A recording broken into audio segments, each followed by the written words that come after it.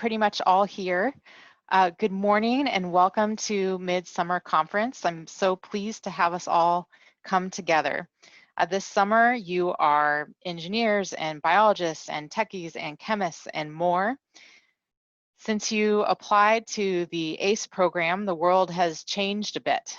The world's turned upside down right now by a pandemic and by a country that's been swept up by protests demanding racial justice in the wake of the recent deaths of Ahmaud Arbery, George Floyd, Breonna Taylor, and others. I'm just going to say this is not how you imagined doing your internship. Many of you are working remotely on alternative schedules, maybe even doing a project that wasn't what you had planned. But you are making the best of it, and I commend you with your imagination and your commitment and just basically rolling with it. You have really impressed your mentors.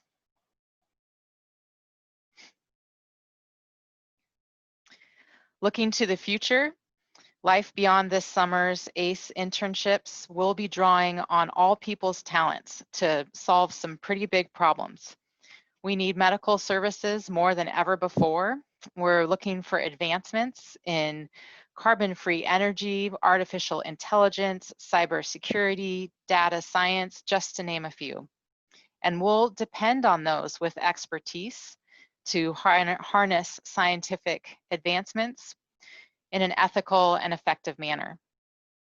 Remember when I said we'll be drawing on all people's talents to solve big problems. So how can we do that when racial and ethnic minorities are underrepresented in the STEM fields? The work to build a diverse talent pipeline is urgent. If more people of color were able to join the ranks of scientific researchers and STEM professionals of all fields across America, our society would be stronger for it.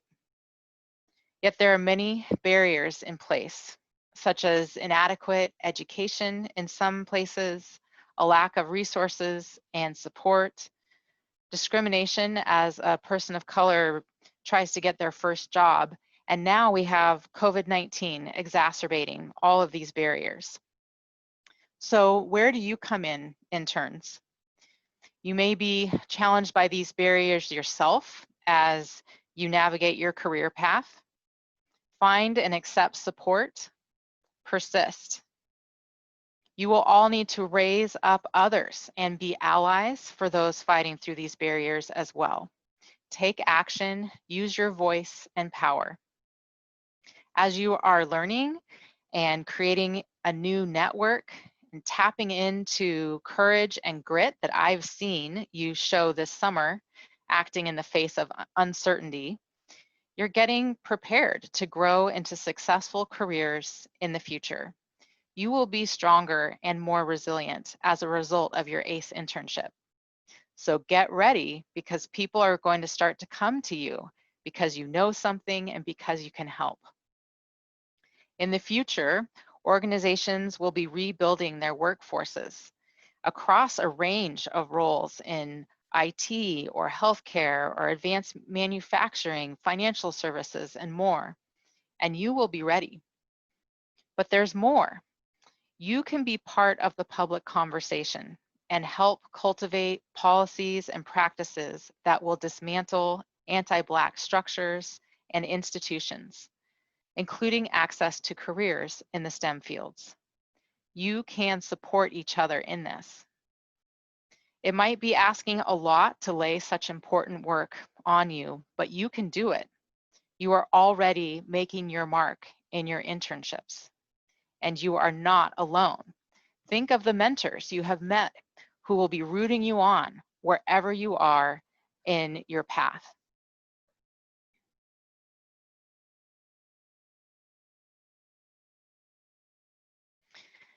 And now, stepping away from the future and thinking about today. Let's move forward with this great webinar that we've planned for you.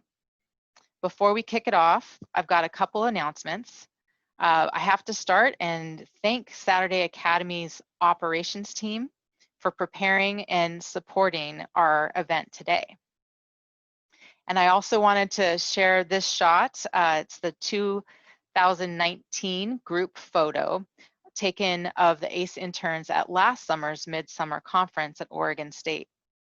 We take one every year, but I realized in order to get the shot this year, we would need a space that's maybe like over 372 feet wide to get all of you in the picture, but also have a appropriate social distancing.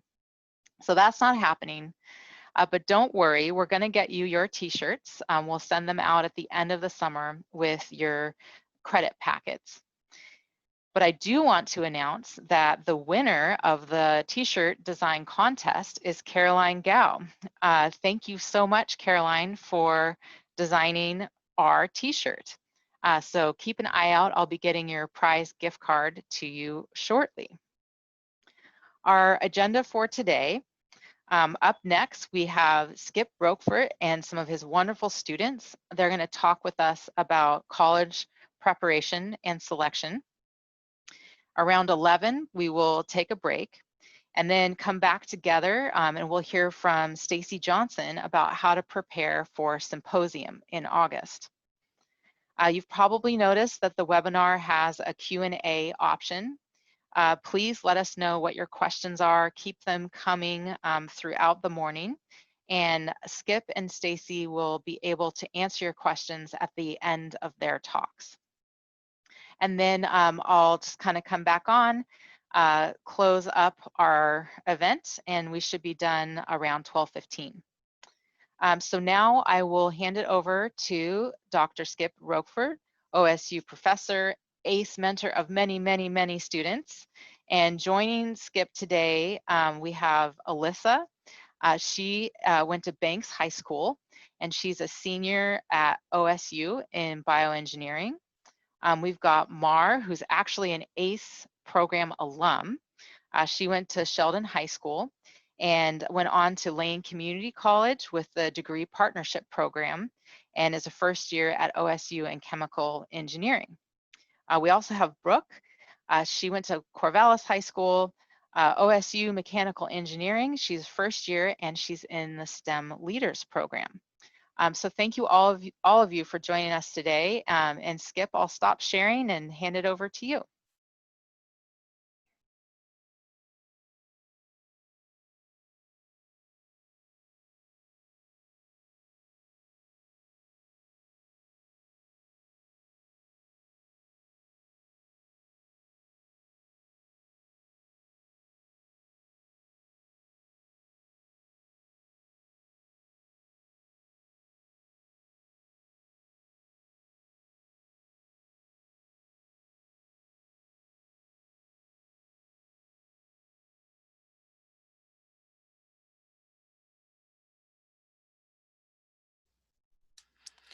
Sorry, forgot to unmute myself.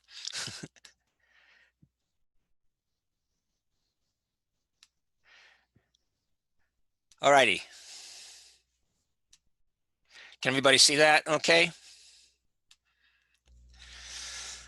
All right. So just let me know. Can somebody just, can you see that okay, Libby or Maura? Yes, looks great. Okay, great.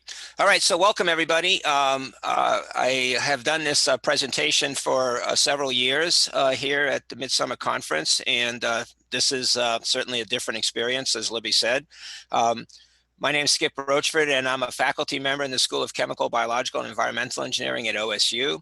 There's my email address right there. So I just want to say at the outset, if you have any questions that you don't get answered today, I do a lot of work with high school students and have for many, many years. I teach the first year class at Oregon State University in chemical, bio, and environmental engineering. So each fall, I typically have 200 to 250 students in my class that are really just coming out of high school. So I have lots of experience looking at the college to, the high school to college transition. In addition, I have a lot of research with undergraduates, and you'll meet 3 of my undergraduate research students today. So we can talk about all the different aspects of what you can do when you go to college also. Today's talk is going to focus on what you can do now to get into college, to choose a college. And typically I'd be standing in front of you and I can look in your eyes and see who's sleeping and who's not, and then try to make it interesting. But I'll do my best over Zoom to keep you entertained, okay? This is an unusual time. I taught all of my classes last term in Zoom format. Probably the worst term of my life in terms of teaching. Probably one of the worst terms of your life in terms of doing school also, but hopefully things will get better from here. So let's get going. I wanted to start by telling you a little bit about myself. And by the way, I'll give this PowerPoint to Libby and she'll post it. So if there's anything you want to go back and look at, you can. What I want to say is to tell you a little bit about yourself. One of the themes of today is collecting information and also knowing who's giving you that information or where that information comes from to make decisions, okay? So I was born on the East Coast. You can see a little bit about my life there. And then my academic history. I had a long academic history. I liked being in school, so I stayed in a long time. One thing I do want to point out, if you look at the academic history, is I went as an undergraduate to the University of Massachusetts Amherst, and you'll see that I grew up in Rhode Island. By the way, Rhode Island's a state. It's the smallest state. It does exist. Okay, not many people know where it is. But in the old days, which was 1972, 68 to 72 in there, we didn't have the web. We didn't have all of these social media platforms. We didn't have anything, right? All we had was ourselves and books and libraries. So when it came time to go to college, I had very little information. And basically my counselor said, hey, you should be a chemical engineer because you like chemistry, math, and physics. And, you should apply to Worcester Polytechnic Institute because that's where I went to school. And so Worcester Polytechnic Institute, if you know anything about it, is a really good school. So I applied there. Of course, I applied to University of Rhode Island, which was my home state school. I applied to UMass Amherst because my cousin went there, and I thought, well, she likes it. Maybe it's a good place. And I also applied to MIT because somebody told me it was a good school for engineering.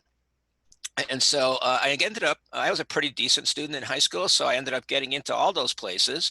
But as we'll see a little bit later on, sometimes other things come into making your choices. So I'll come back and talk to you about why I ended up going to UMass Amherst as an undergraduate.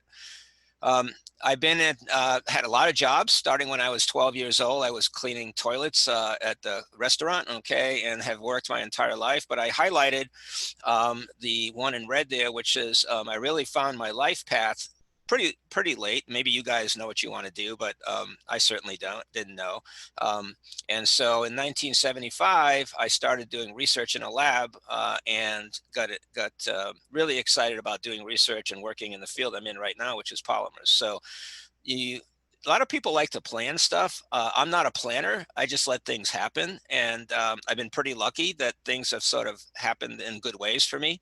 But I also want to make the point that don't stress out too much about planning everything, especially now, right? We don't know what's going to be happening in the future. Just make the best of the opportunities that come around. The other thing I'll say about that position at UMass that I got in that summer is the only reason that I took it was not because I had a strong desire to do research. It was because my girlfriend at the time said, hey, I'm staying at UMass for the summer and be good if you could stay. And I go, oh man, I need money. So I walked into my advisor's office and I said, do you have any summer jobs? And he looked at me and he goes, who are you? Because I had never seen him before. Okay, this is the old days. We didn't have to see our advisors. Anyway, I lucked into that position and basically lucked into a career that I have been following my entire life. So don't worry about planning everything in your life, especially in these days, okay? I've been at OSU 27 years, okay? It seems just like yesterday that I got here, but I've been an ACE mentor for about 23 of those years or whatever. Probably one of the saddest things about this summer for me is that I had to cancel my summer program, which was called Summer Experience in Science and Engineering for Youth, where I've had over 1,000 people participate in that program, high school kids. And I don't have any ASE interns this summer, first time in about 20 plus years. They wouldn't let us bring high school students into the labs. And I don't do computer simulation stuff. So I really couldn't take any students this summer. In fact, they just let us into our lab with the students that you'll meet today 2 days ago. So it's been a weird, several months here. I've been doing research for about 40 years, all in polymers, and that's not really too relevant today. I'm not going to talk about my research area too much, but one of the big things we're working now is on ocean plastics to fuel. We do work in biomaterials and all other kinds of stuff. And the students you'll hear from today, two of them have worked, actually all three of them have worked on a really cool project called menstrual health and hygiene that we're hoping will be funded by the Bill and Melinda Gates Foundation, where we're developing a biodegradable, compostable feminine hygiene pad for underserved countries. And we're particularly working with Botswana. So that's been pretty great, at least at the end of this year, to have them working on that project and making some progress there. Okay. All right. I love colleges. Okay, I'm a college junkie, and one of the themes today is going to be to collect information. So here's my daughter when she was fairly young, visiting this is her first college visit, the University of British Columbia, way back when. Okay. This is us in 2014 when she was thinking about going to college. That's Einstein in the middle, and then my daughter's on the left. And this is she was thinking about Cal Poly. She didn't end up going there, but we visited some schools. So I love visiting schools. I've visited a lot of schools, and I guess what I'll say right at the very beginning is I have opinions on a lot of things. And remember, when you talk to people, this is not, written in stone, right? Everybody has their opinion. And one of the things I want to make sure you understand today is if you ask me about, say, Cal Poly, I have an opinion. If you ask me about Harvey Mudd College, I have an opinion, but it's only an opinion, right? And in the end, you need to make the decision. So anyway, we visited Cal Poly. Then she decided to come to OSU. That's another long story, which we won't go into. But anyway, she graduated. Okay, I was very happy, and I was able to be on the field with her when she graduated. And then she just graduated this year from public health at OHSU, PSU School of Public Health. So now she's a Master of Public Health. And I just got to see her the other day for the first time in a while since she graduated, and she's very happy to be doing that. Okay. Here's to show you that you can succeed. So these are three women that all worked in my lab. Kayla on the left-hand side, graduating chemical engineering, and she's at E&J Gallo. She just got moved up to a management position. Talia's in medical school. She's in her just finishing her third year of medical school. And Christine on the right-hand side works at Intel in Chandler, Arizona. So this is a picture I took of them at our house for their graduation party and gave them some little gifts. But this is to show you that there is an end, okay, to when you get to college. There's an end. It's not always the easiest thing, but there's an end. I've done work with women in engineering for many, many years. I started the Women in Engineering program at OSU, so this was especially gratifying to me. I wanted to show this picture here. Yes, that's me. Nobody thinks it looks like me, but that's me on the top there. And this is in, I can't remember what year this was, but in the maybe late 90s, when I could tell from this, 2000, the year 2000. Those are my first 4 ASE interns. And the reason I'm showing you this is those were my first ventures into the ASE program in 4 different years. So the guy on the left is Jason Hauer. So this guy here, and he was my first student, okay? He went on to get his PhD at University of Washington in chemical engineering. This was Adam Wielander. He was from Central High School, also got his BS in chemical engineering at Carnegie Mellon and went on and got a PhD at University of Wisconsin. This is Annie Guy. She went and got her chemie degree at Stanford and then went on and got her PhD in bioengineering at MIT. And then this is Hai Lee, who got her bachelor's at University of Wisconsin. And then actually now she works in patient services in Wisconsin. I hit it pretty well on my first 4 students, right? They all were, first off, I converted them all into chemical engineering, which was great. Okay, that's part of what we want to do. Wanted them to be engineers. And none of these people come into the lab really knowing if they want to be engineers or what they want to do with their life, right? So I was pretty happy with this picture here, okay, and the results of this.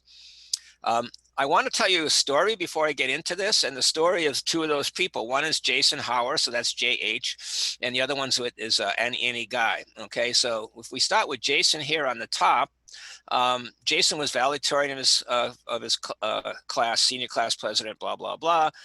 He was accepted to Stanford. Okay, he really wanted to go to Stanford. Okay, he got a $3,000 loan from Stanford because he had a high FAFSA. So we'll talk a little bit about FAFSA, and you'll learn a lot about FAFSA in a little while, but that's the federal something or other, that's how to get money from FAFSA, from the government. He was awarded a full ride to OSU. So what did he do? We had a long talk. Okay, he could have spent $60,000 or $80,000 a year going to Stanford and been in large debt, or he came to OSU, completely paid, never paid a dime the whole time he was at OSU. Got his PhD at the University of Washington, took a faculty job for a while, and now works at HP. Has a family, is very happy. The same time, almost the same time in the lab, Annie Guy was there. She's from Sheldon High School. She was also a valedictorian and merit scholar, so was Jason. She was accepted to Stanford and OSU. So they were applying at the same time. They both got accepted. They both got accepted to Stanford. Annie got a full ride to Stanford. Basically, she paid like $1,000 a year or something like that. And she had a research internship guaranteed. She had a very low FAFSA. Okay, so the FAFSA thing really determines a lot about what the college economics look like. So what did Annie do? Well, she went to Stanford, had a great time, got her PhD at MIT, did a postdoc at MIT, and now she's working at a startup company in San Francisco, and apparently is very happy. I don't know, I haven't seen her in a little while. So my point here is, one of the things I want to tell you about here is to do your, or talk to you about, is to do your research on colleges, but there's different paths for different people, and you have to find the path that works best for you. Okay, so we'll talk about these things, but my point here is that two people, pretty much identical in a lot of ways with their high school careers, went two different paths, and both were very successful. Okay, so there's not a unique path that every person's going to follow. And I think that's an important thing to remember. My whole goal today is to help you to reduce stress in your life. Okay, that's I want you to understand, how to look at colleges and how to find the right college, but also to not stress out too much about it, because I see many high school kids stressing out. Some of the information I'm presenting today, you've probably heard of US News and World Report, America's Best Colleges. I don't like it very much, but there's some information in there, and you can get it. Okay, it costs money. I don't like college rankings, but I will show you today some information from the National Association of College Admission Counselors. This is free, and I really like this website a lot. They have a lot of information that's really unbiased, and that's really important. A lot of what I'm going to talk about today is how do you get some unbiased information. Okay. All right. So college rankings. Let's just talk a little bit about rankings. Okay. So the thing about anytime you put a ranking on something, you got to say, well, what is it that you used as your factors? Okay, and so this is what US News and World Report uses as their factors. And one of the biggest things is peer assessment.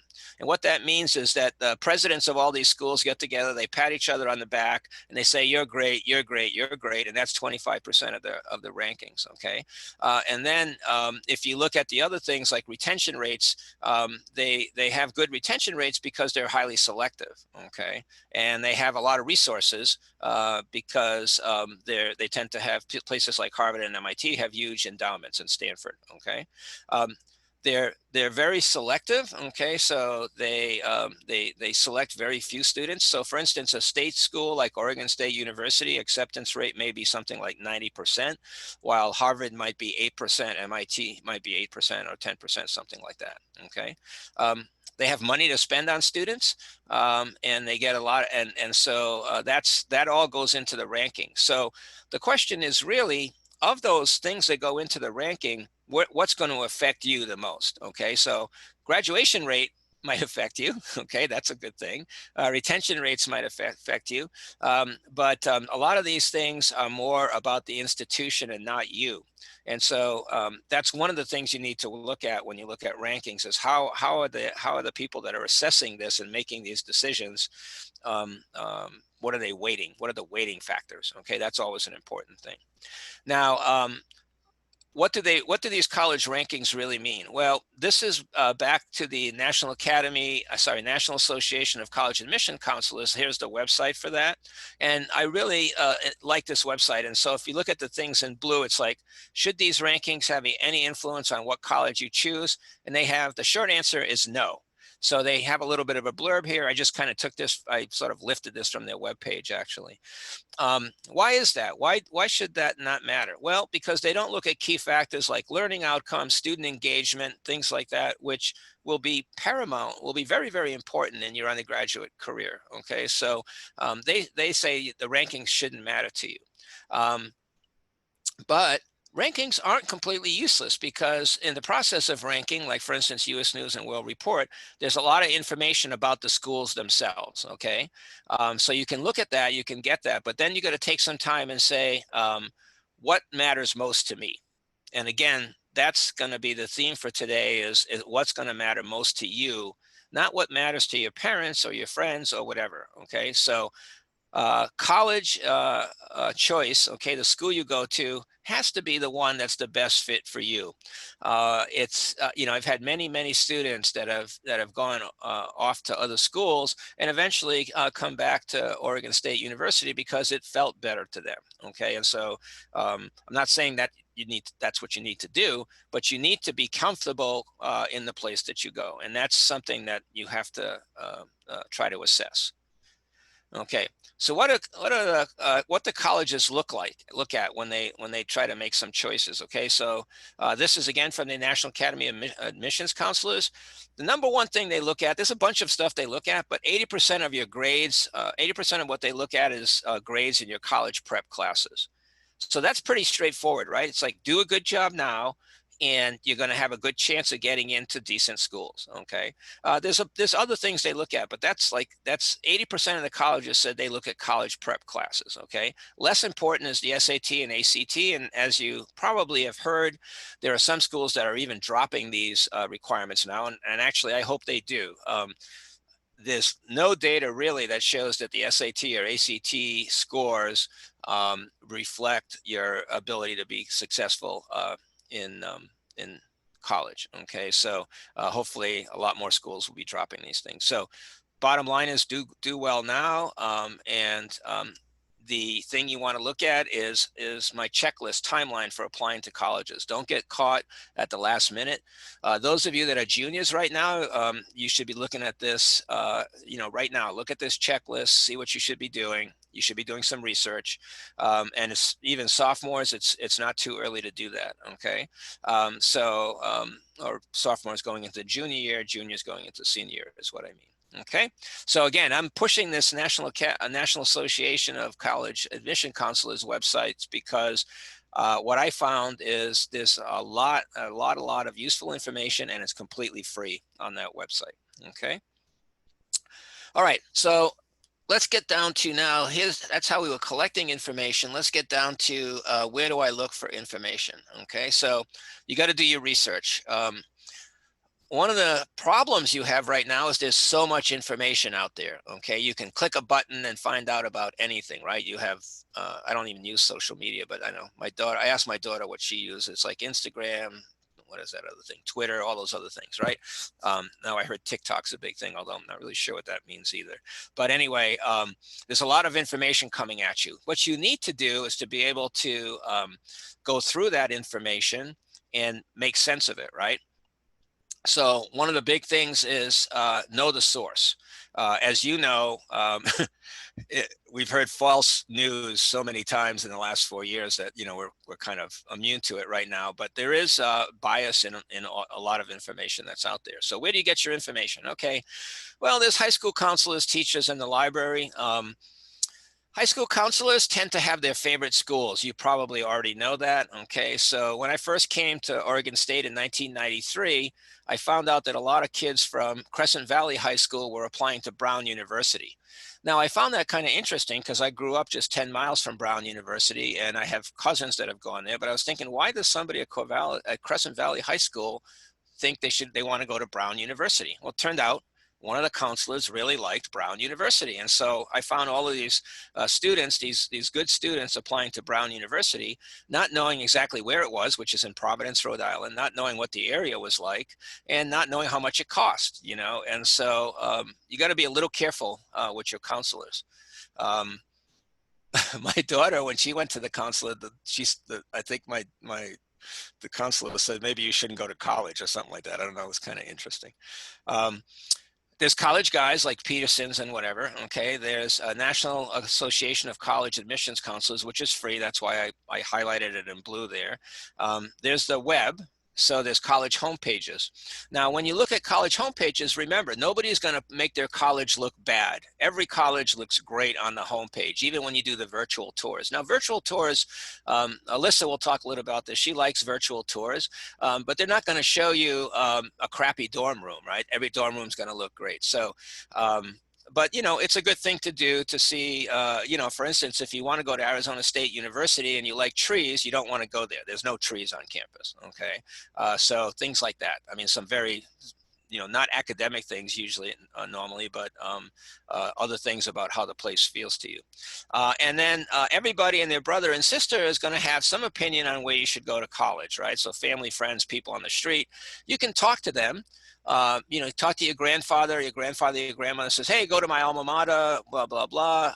And you should consider all those things, but you should consider who's telling you about this and what their bias is. So it comes back to that red on the top of this. You want to do research, but you want to know the source and the bias. And then you need to do the very difficult task of saying, how does this apply to me? Okay. So that's an important thing. Now, how are you going to pick your colleges to apply to? There's like, I don't know, there's thousands of colleges in this country, right?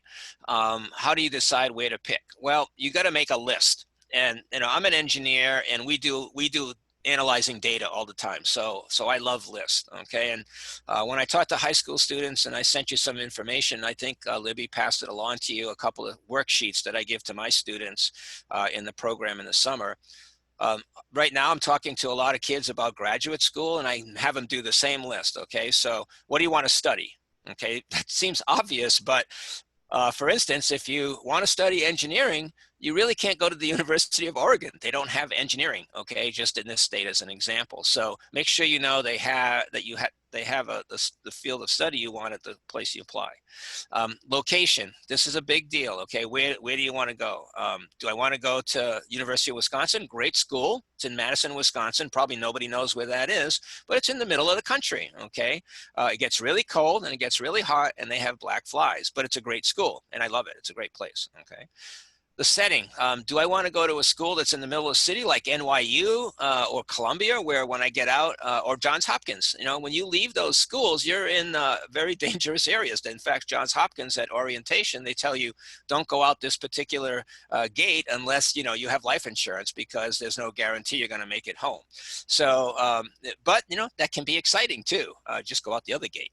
And so, you know, people say, oh, I want to go to New York City. I want to go to Columbia. Or I want to go to NYU. Both great schools. I've been to both. I know the areas, but if you've never been in New York City, you better visit first, okay? Because it's different.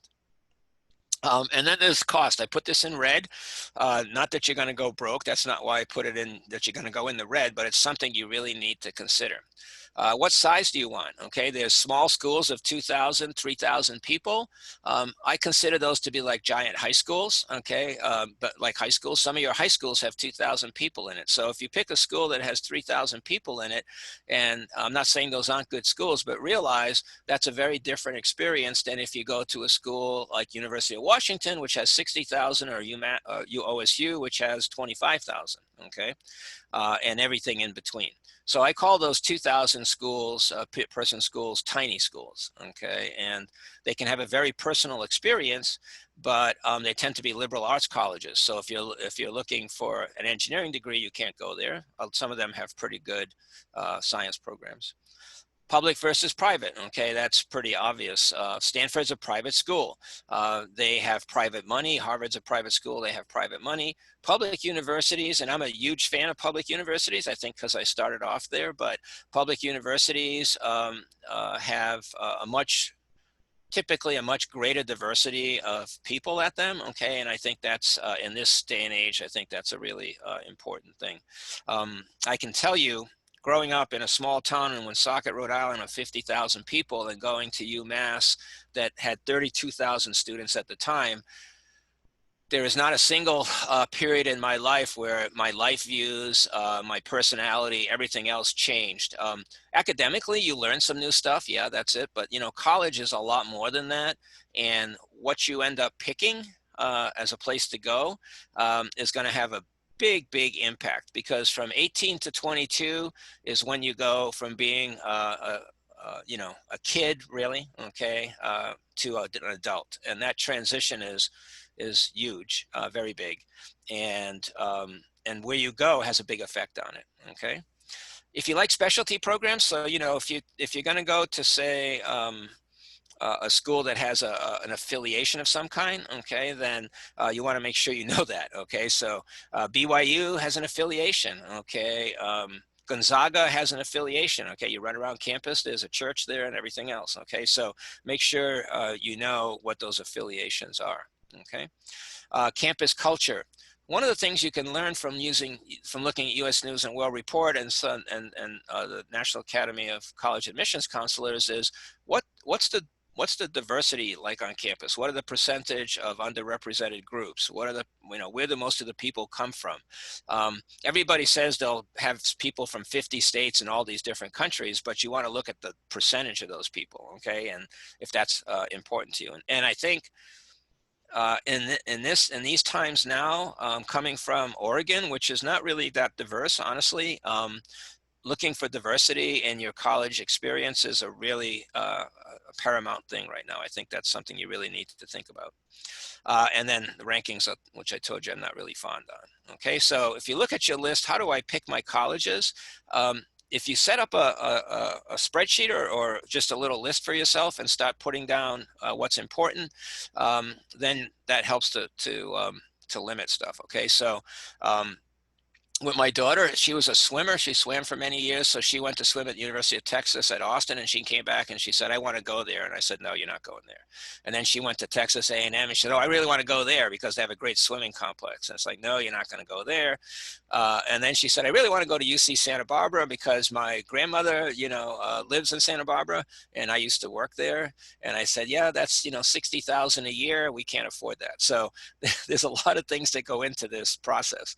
At some point, you're going to have to talk to your parents and talk about that red thing that's on the screen there, which is, okay, mom and dad, what's the story here? Okay. And where can I go and where can I go? So that's going to be a factor at some point too. I want to talk about the community college option.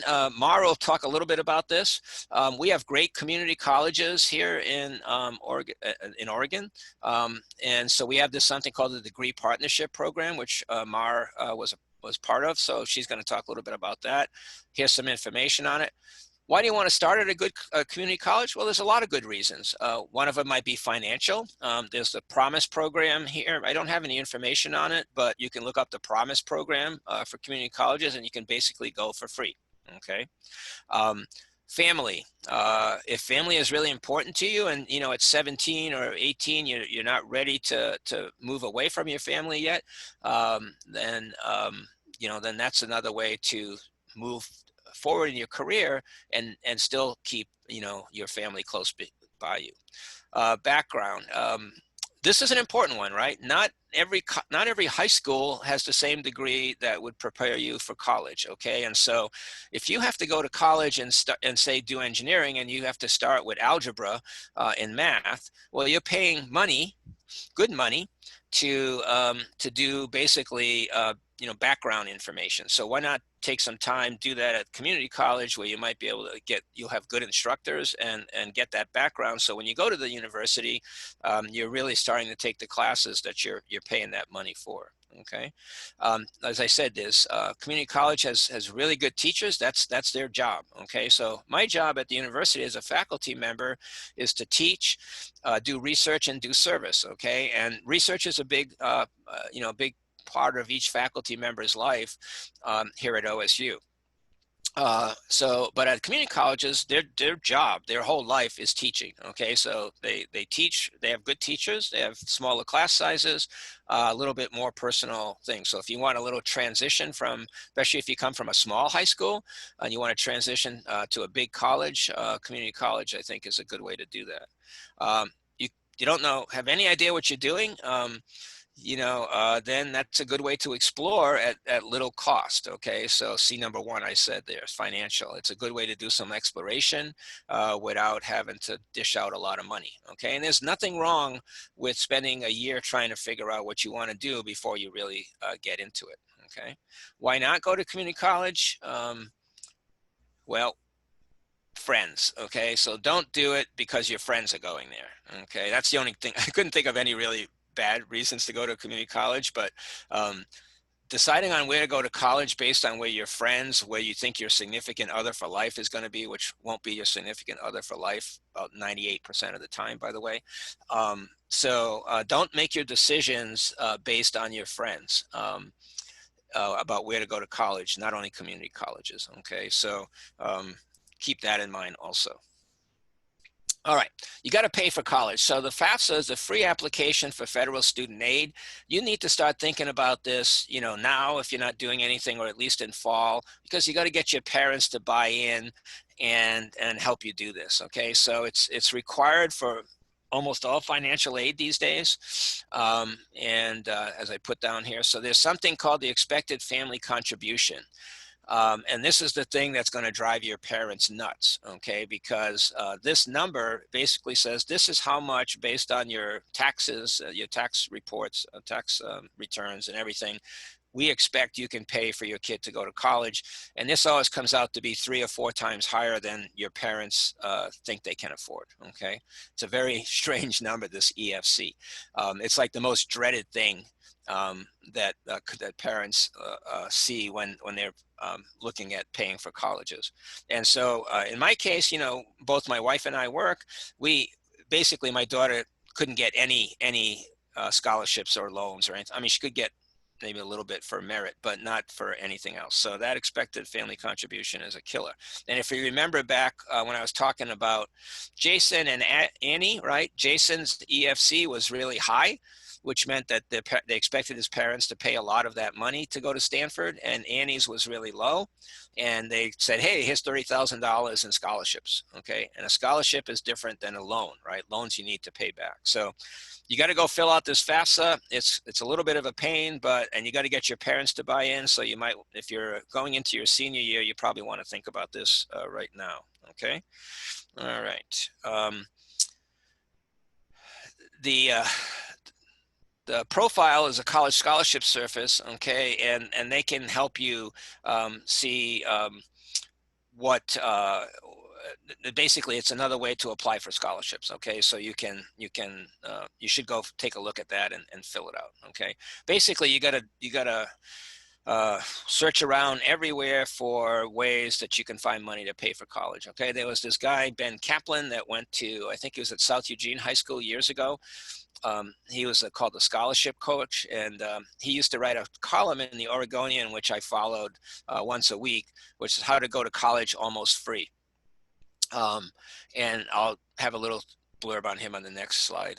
And then you have a college financial aid officer. So you should try to, the schools that you're applying to, they all have different ways of assessing needs. So for instance, private schools know exactly. So for instance, if you're in Oregon, right, Linfield College or Willamette University know exactly how much it costs to go to UO or OSU. And so they will typically give you a scholarship so that it sounds like, oh, we're giving you a $25,000 scholarship to come to Linfield, which is great, except the out-of-pocket expense is going to be the same as if you go to a state school. So people get enamored with the fact that they've got a scholarship, but you have to look at the total cost of going to college when you make those decisions. And so it's important to contact the financial aid offices, make sure you're filling out everything that you need to fill out. Years ago, I don't remember how exactly when, OSU basically, anybody who applied, you didn't have to do a separate application for scholarships. And so a lot of colleges are doing this now so that you don't miss something. Okay, so, but not every school does. So make sure you look at that. Here's Ben. This is a book he wrote. He ended up going to Harvard, I think, eventually.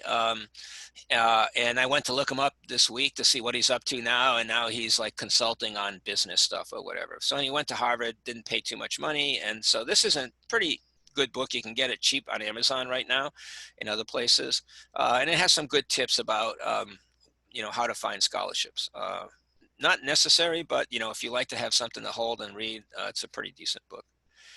Okay, so now after you do the applying part and figure out, okay, then you're going to say, why should I pick a college? So, there's two parts to this. One is applying to colleges. Once you've narrowed that down, then you have to see, okay, I get accepted here and there. How do I decide? Okay. So how do you choose your college? Well, first off, you got to be admitted. That's an obvious one. Okay. You got to look at the cost. You got to really, this comes down to for a lot of people to be the biggest factor, right? Is how much is this going to cost me to go to school, and is it reasonable? No matter how much your parents love you, there's limitations on what they can do, right? And so I think you have to make sure you want to balance that off.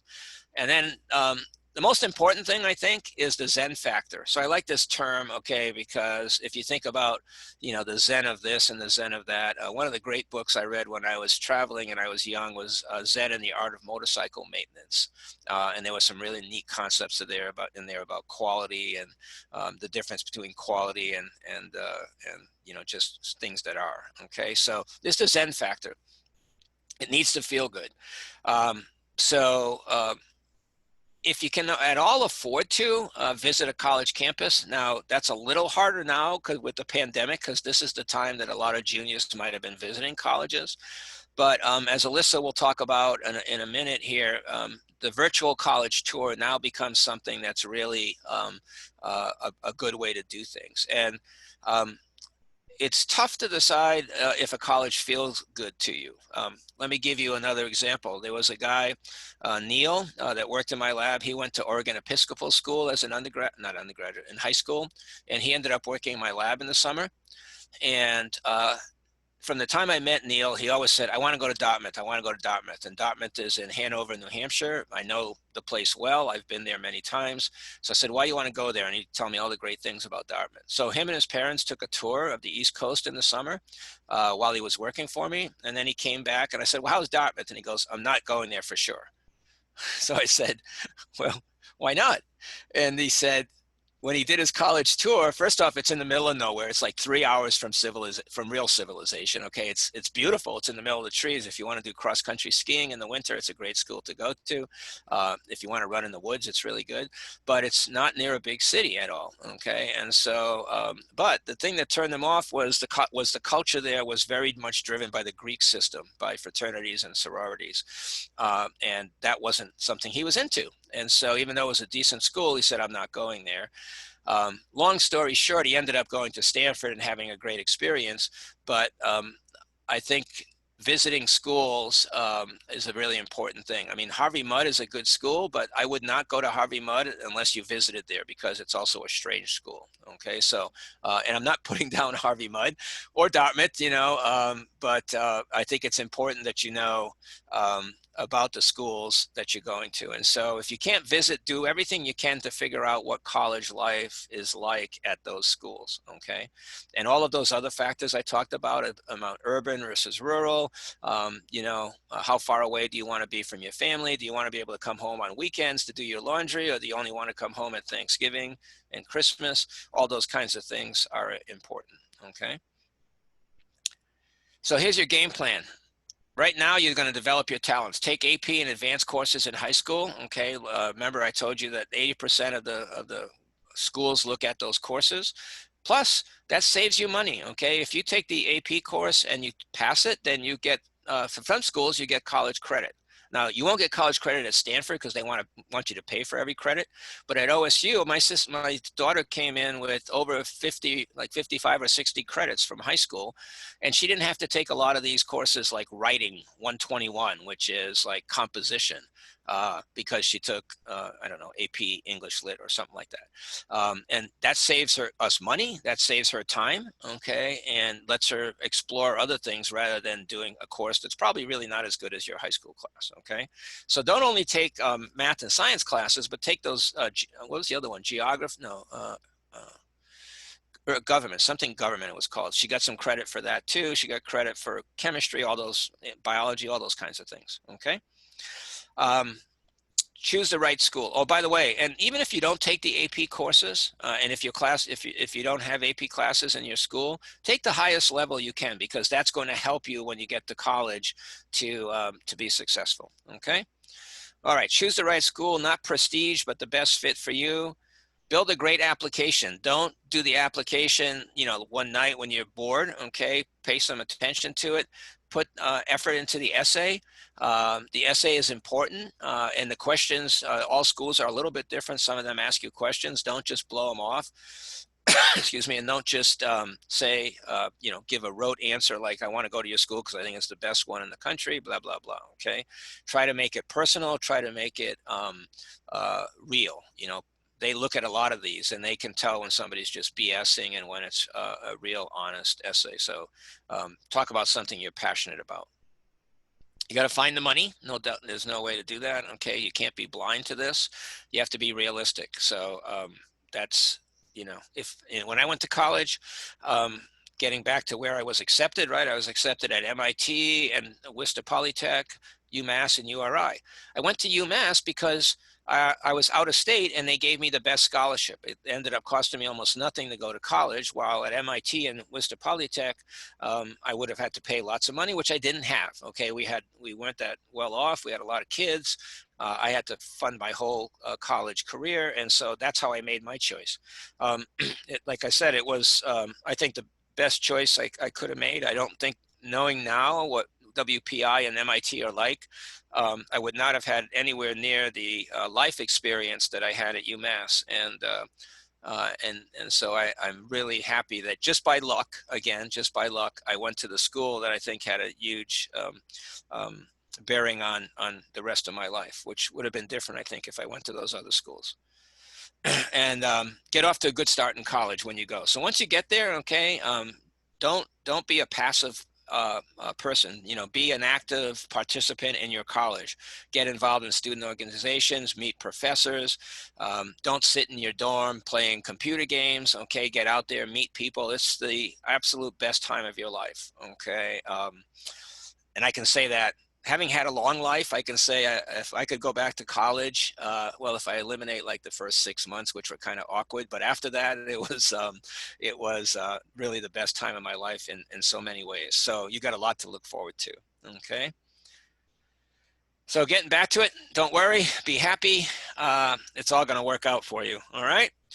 Okay. So here's my research group. I wanted to show you, this is our research group in spring. And since we could only do Zoom meetings, every week we would meet. The thing I wanted to point out here is, well, let me see. Here's Brooke, here's Mar, and Alyssa is someplace. Where's Alyssa? Where's Alyssa? I can't find her. She's in here somewhere. Where is, oh, there she is. Sorry, there she is. Okay, so those are the three people that are going to be talking to you, and they were all part of my research group in the last year. Okay, they're all undergraduates. So of all the about 20 people that are on here, there's only one graduate student. Merit is the only graduate student. So I have something like 19 undergraduates working in my lab. And that's, I think, a great opportunity for them to do research and to get involved. Okay, and they're all great people. You can see we have a really good group, and I really do enjoy doing work with undergraduates. So I want to pass this on to Alyssa first, and she's from Banks High School, bioengineer, and you already heard about Mar and Brooke. Okay, so I think we'll start with Alyssa, and I will stop sharing my screen so you can see Alyssa. There she is. Okay. Hi everybody, I'll skip aside. My name's Alyssa, and today I'm just going to kind of talk to you guys about my college selection path. Personally, my college selection path was all over the place. I had no idea where I wanted to go. Starting the summer going into my junior year, my dad told me, hey, you should probably start thinking about going to college. And I was like, Dad, I have 2 more years. It's fine. Like, I have time. But he was right. And I had, like I said, no idea where I wanted to go. But I kind of knew what I wanted to do from all of those tests that they make you take, like where you enter your interests and then it spits out like, oh, you should be this. And every single time I got spit out that I should be a bioengineer. And you know what? That's what I ended up going into. So I knew what I wanted to do, and I knew that I wanted to stay on the West Coast. I'm from a super small town, Banks, Oregon. Probably nobody has heard of it, but I knew that I wanted to go to a bigger school because I was in such a small school with only 400 kids, and I wanted to get out of that atmosphere and throw myself into a new one. So with all of that, I narrowed down my schools. I applied to about 6 schools: Cal Poly in San Luis Obispo, UW, Texas A&M, CU Boulder, Seattle Pacific University, because they had sent me something in the mail that said they would give me a large amount of money to go there. It was one of the private schools, so like Dr. Skip was saying, they knew how much a regular school costs, so I think they give out large scholarships so that you can go there for a normal price. And then the last 2 were Oregon State, because that was kind of my backfall, and then University of Pacific, which I had a softball, an offer to play softball there. So yeah, I really didn't want to go to Oregon State at all at the beginning because I've lived in Oregon my whole life, and I just wanted to get out, and I wanted to maybe go somewhere with better weather. But yeah, so I played travel softball growing up, and luckily for me, we went to a lot of places. We had a tournament down near Cal Poly, so while I was there, I went and visited Cal Poly. I absolutely fell in love with the campus. As I was walking around, I was like, wow, I can really, really see myself here, and thought I was just going to be the happiest person ever at Cal Poly. Fast forward, then that summer I also had a softball tournament in Colorado, so I went to go visit CU Boulder, and again I fell in love with the campus and just being surrounded by all the mountains. I just thought it was really beautiful. It reminded me of home, and I was like, wow, I could see myself here too.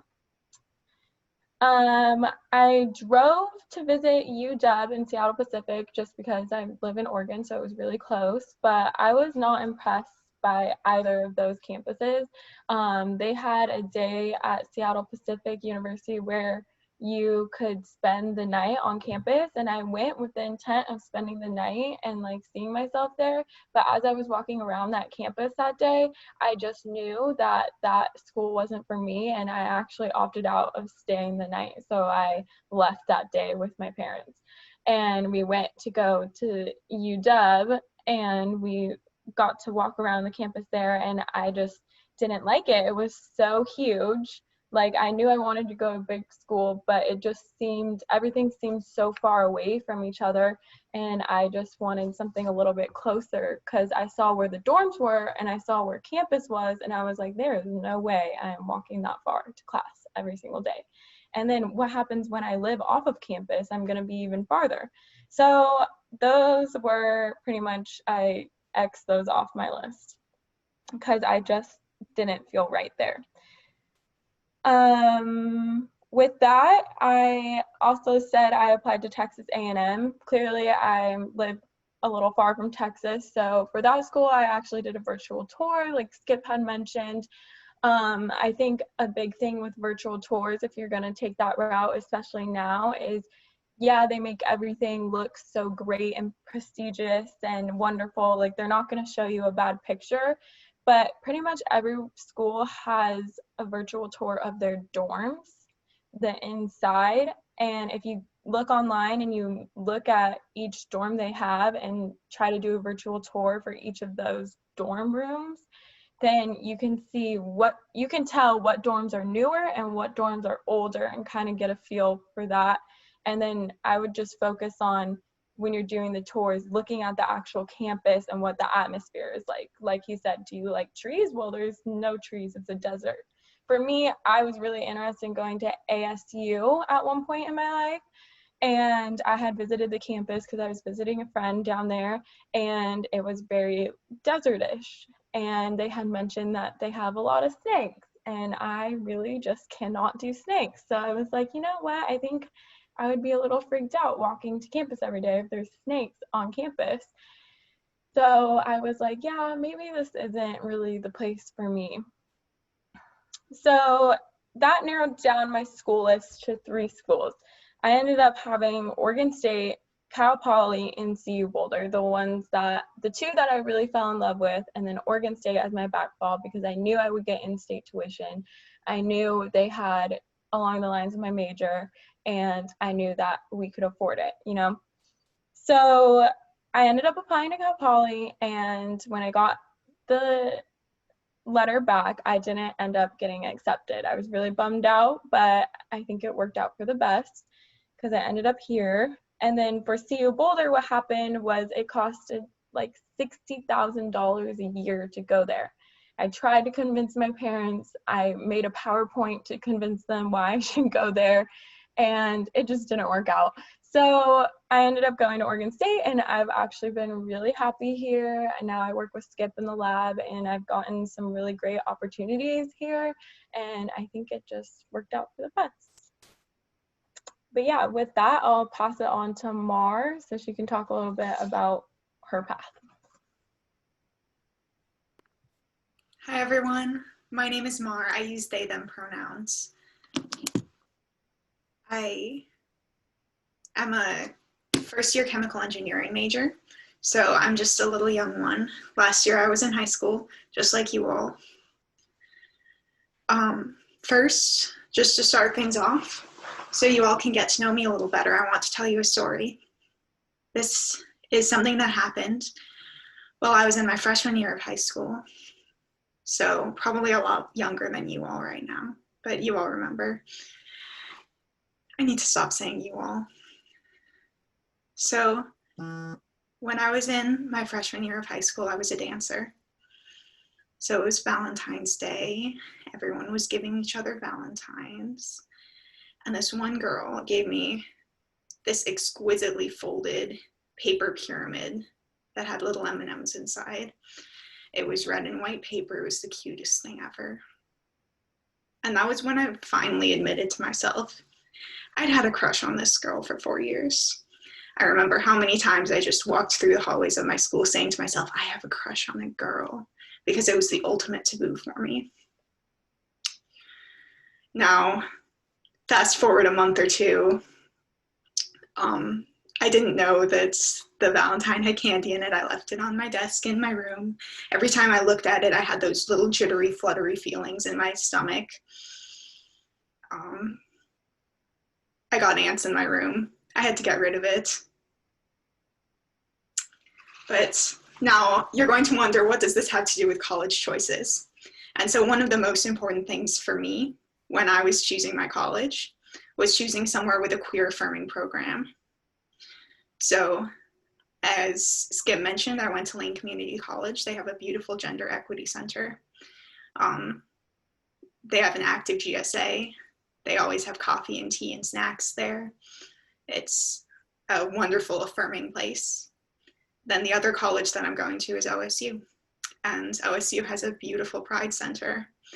And they have a gender affirming clothing swap.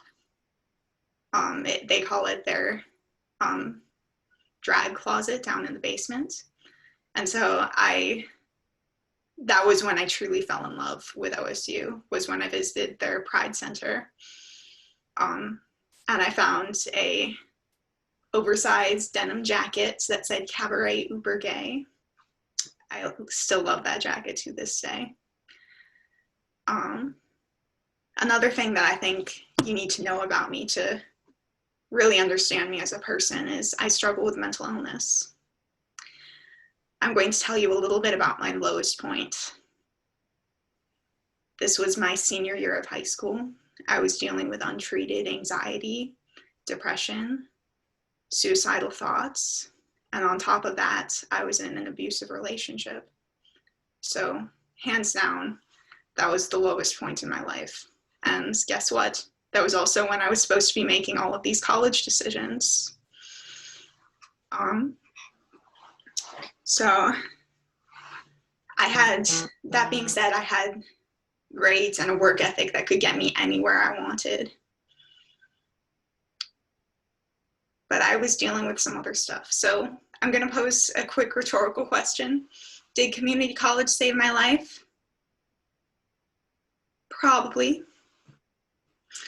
So community college gave me a chance to stay with my current therapist, who I still see, for another year, and to stay with my parents, where I was stable, to work on myself and my mental health. And now I'm happy to tell you that I'm in a much better place than I was senior year of high school.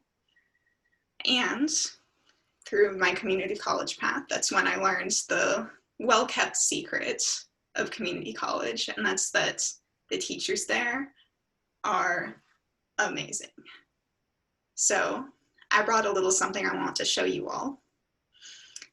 This was my project in Engineering 101. When I first walked into that room, let me tell you, I was pretty intimidated. In a class of 40, there were 3 of us who weren't cisgender guys. So that was pretty intimidating for me, but my teacher helped me talk through that and get over myself a bit. That class had a wonderful atmosphere of innovation, and my professor, Daniel Harboe, was an ex-Army engineer. He was supportive of my name, pronouns, my mental illness experiences, and he helped me achieve my full potential.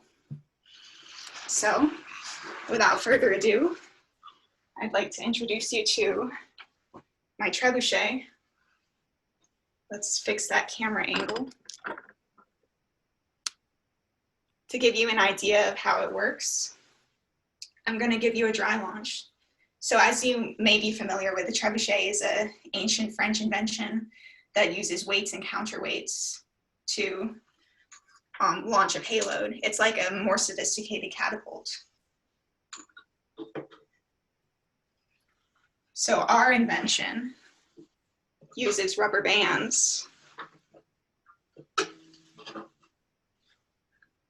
to similarly launch a payload. I'm just going to dry launch it for you because I'm in the comfort of my own home, and I can't very well go launching eggs, which is honestly what it's made for. It's made to launch eggs.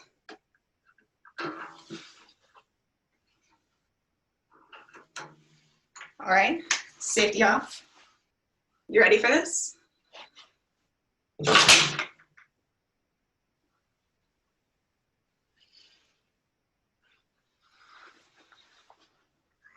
That's the most compelling argument I can make as to why you all should go to community colleges. So not only is it cheaper, as Skip was talking about, but there's excellent teaching, much more one-on-one attention from your professors, and it's a wonderful place for innovation and improving yourself. Thank you very much. That's what I have to say. And I am an ACE alum, so I could spend hours talking about how my ASE experience prepped me for college and showed me what I want to do with my life, but I've hit on all of the main topics that I meant to talk about today, so thank you for listening.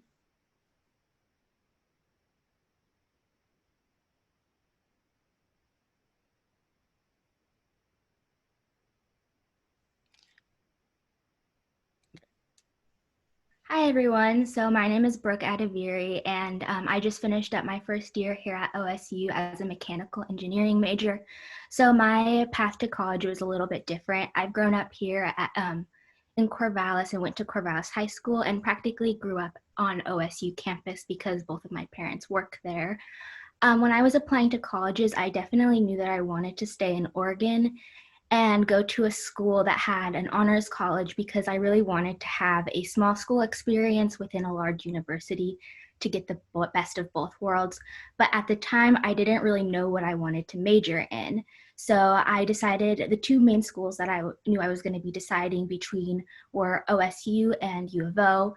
I was in between engineering, which OSU obviously has a good school for, and architecture, which U of O has a good program for. So I ended up getting into both OSU and U of O and their honors programs, but I ended up getting a better scholarship for OSU, which actually worked out perfectly because around that same time I decided I wanted to pursue engineering. A large part of this decision was because around the time I was like looking into colleges and stuff, I had a major surgery on my jawbone, and I got to see a lot of like the medical equipment and the technology that went into my surgery, and I found myself really fascinated by the design of it and just like seeing it and how it helped me so much, and wanted to really be a part in the future of like being able to design things that could also help people like it helped me. So that's basically why I decided engineering over architecture, which definitely helped me choose OSU.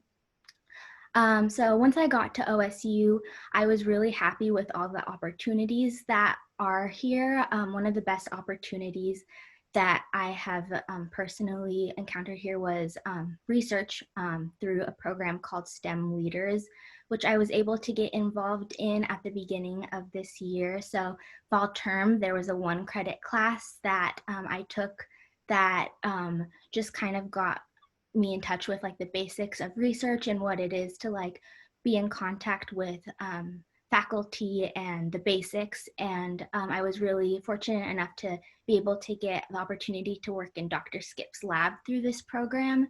And overall, I've been really happy here at OSU because I think that this research opportunity that I got, I have a lot of friends who have gone to a lot of other colleges across the US, and I think that OSU is pretty unique in the way that a lot of first-year students are able to get these opportunities. So I feel really happy here, and that has personally made OSU really worth it to me. So yeah, that's basically how I chose my schooling and how it's turned out, and it's been great so far, and I look forward to the next 3 years.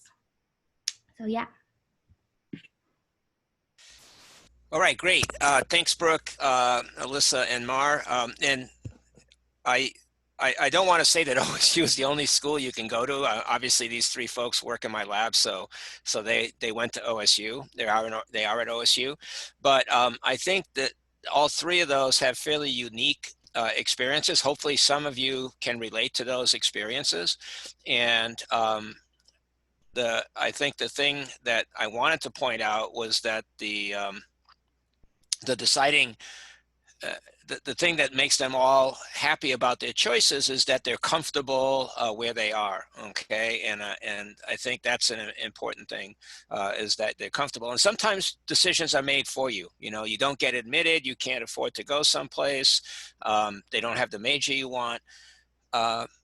These are all opportunities, and the opportunities are what you make of them. And so, you know, as far as research goes, I think one of the things you want to look at some of these schools is, are there research opportunities for young students? You know, Brooke and Mar were both first-year students, right? And they both started doing research right away. And I think that's another thing that really helps you engage. And so, you know, we talk a lot about retention. You don't want to go to a school and leave. I mean, if it doesn't feel right, you should leave. But you know, you want to go there and you want to say, yeah, I'm happy with this choice. Okay, and it'll take a while. You gotta work into a little bit. You gotta make friends. Everybody's a little bit different. But just if you do good prep, if you do some of the things that I've talked about and you listen to what these folks have said, I think you'll be in good shape to make a good college choice. I think we have a few minutes. I'll let Libby decide how long we have, but if there's some questions, I don't know where they are, but if you have any questions, you can put them in, I guess, the Q&A for either me or any one of the students, and I think we have a few minutes to answer them. Definitely time for questions. So you have current students and Dr. Skip here, so please share some questions while you have them. I'll give you a few minutes to think, everybody.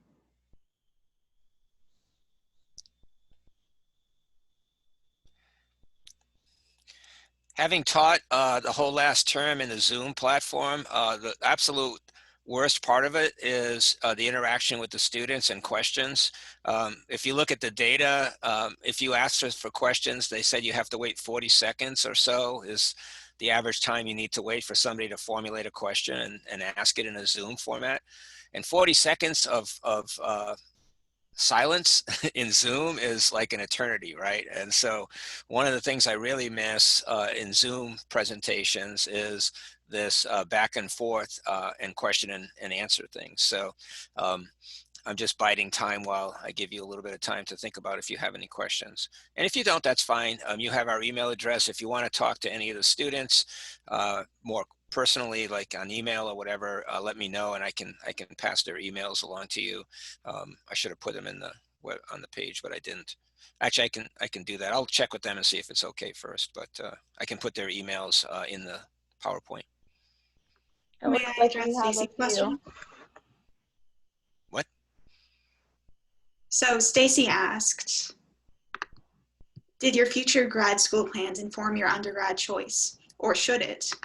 And my answer is yes. I've had a Berkeley dream since I was 12 years old. And I realized that since I plan to, like Skip, stay in academia for a significant portion of my life, there isn't any rush. And so I can make the most financially responsible choice right now, which is to go to community college and OSU. And that doesn't mean that I'm saying no to those lofty out-of-state dreams. I'm just saving them for grad school. So one of the questions is, do you have any tips for a successful college application essay? I haven't done mine in a long time. I don't do any of you folks have a answer to that one? Just from what I remember, I think a great application essay, when you're thinking about it, just like make sure it's like true to yourself and who you are. Like they really want to get to know like you as a student and what you've been through and what you're like, because this is what they're basing off of admitting you into their school. So just be true to yourself and be honest. A lot of kids have a lot of pressure to make their essay like the most unique circumstance ever. It doesn't have to be unique. It just needs to be true to who you are, I feel like. Brooke? Yeah, just like adding on to that, another tip is give yourself lots of time to work on it. Start brainstorming like the summer before. What I did was I had a Google Docs and I would just like work on it whenever, like for over the period of a few different months, and like I would just add to it whenever I got a new idea. And I also had like my teachers look over it and friends, and that definitely helped a lot. Yeah, another one. Has visiting a professor in person influenced your college experience? I'll let you guys. May I answer that? Yes, you may. I have the shortest funny story to tell. The professor that I visited was actually Dr. Skip Rochefort. It was for my ASE experience. It was my first time in the lab. And I actually ended up fainting. So half of our time in the lab was just me getting me water, elevating my head, making sure I was all right. But I got the position, so that's what matters. And so Skip has most certainly influenced my career in a positive way. He introduced me to chemical engineering, which is my passion. He introduced me to all of the ways that I can make the world a better place through chemical engineering. Just to give a quick shout out to a couple of the projects that I've seen that you can make any plastic can be transformed back into its raw materials, which is oil, if you pyrolyze it, which means bringing it to the right temperatures without oxygen. Another polymer application is in feminine hygiene products. So Yeah, there's a bunch of questions. Broadened my atmospheres, I've said enough. Yeah, I'm looking at some of the questions. I'm going to do some of the easy ones. So somebody asked us, OSU have a good nuclear engineering program? Yes, we do. We have one of the top ones in the country. So if that's what you're looking for, then OSU is a good choice. We have a reactor on campus. There's 2 in Oregon, actually. Reed College has a reactor, and so do we. I think we're number 13 in the country in terms of nuclear engineering. So yeah, it's a good school.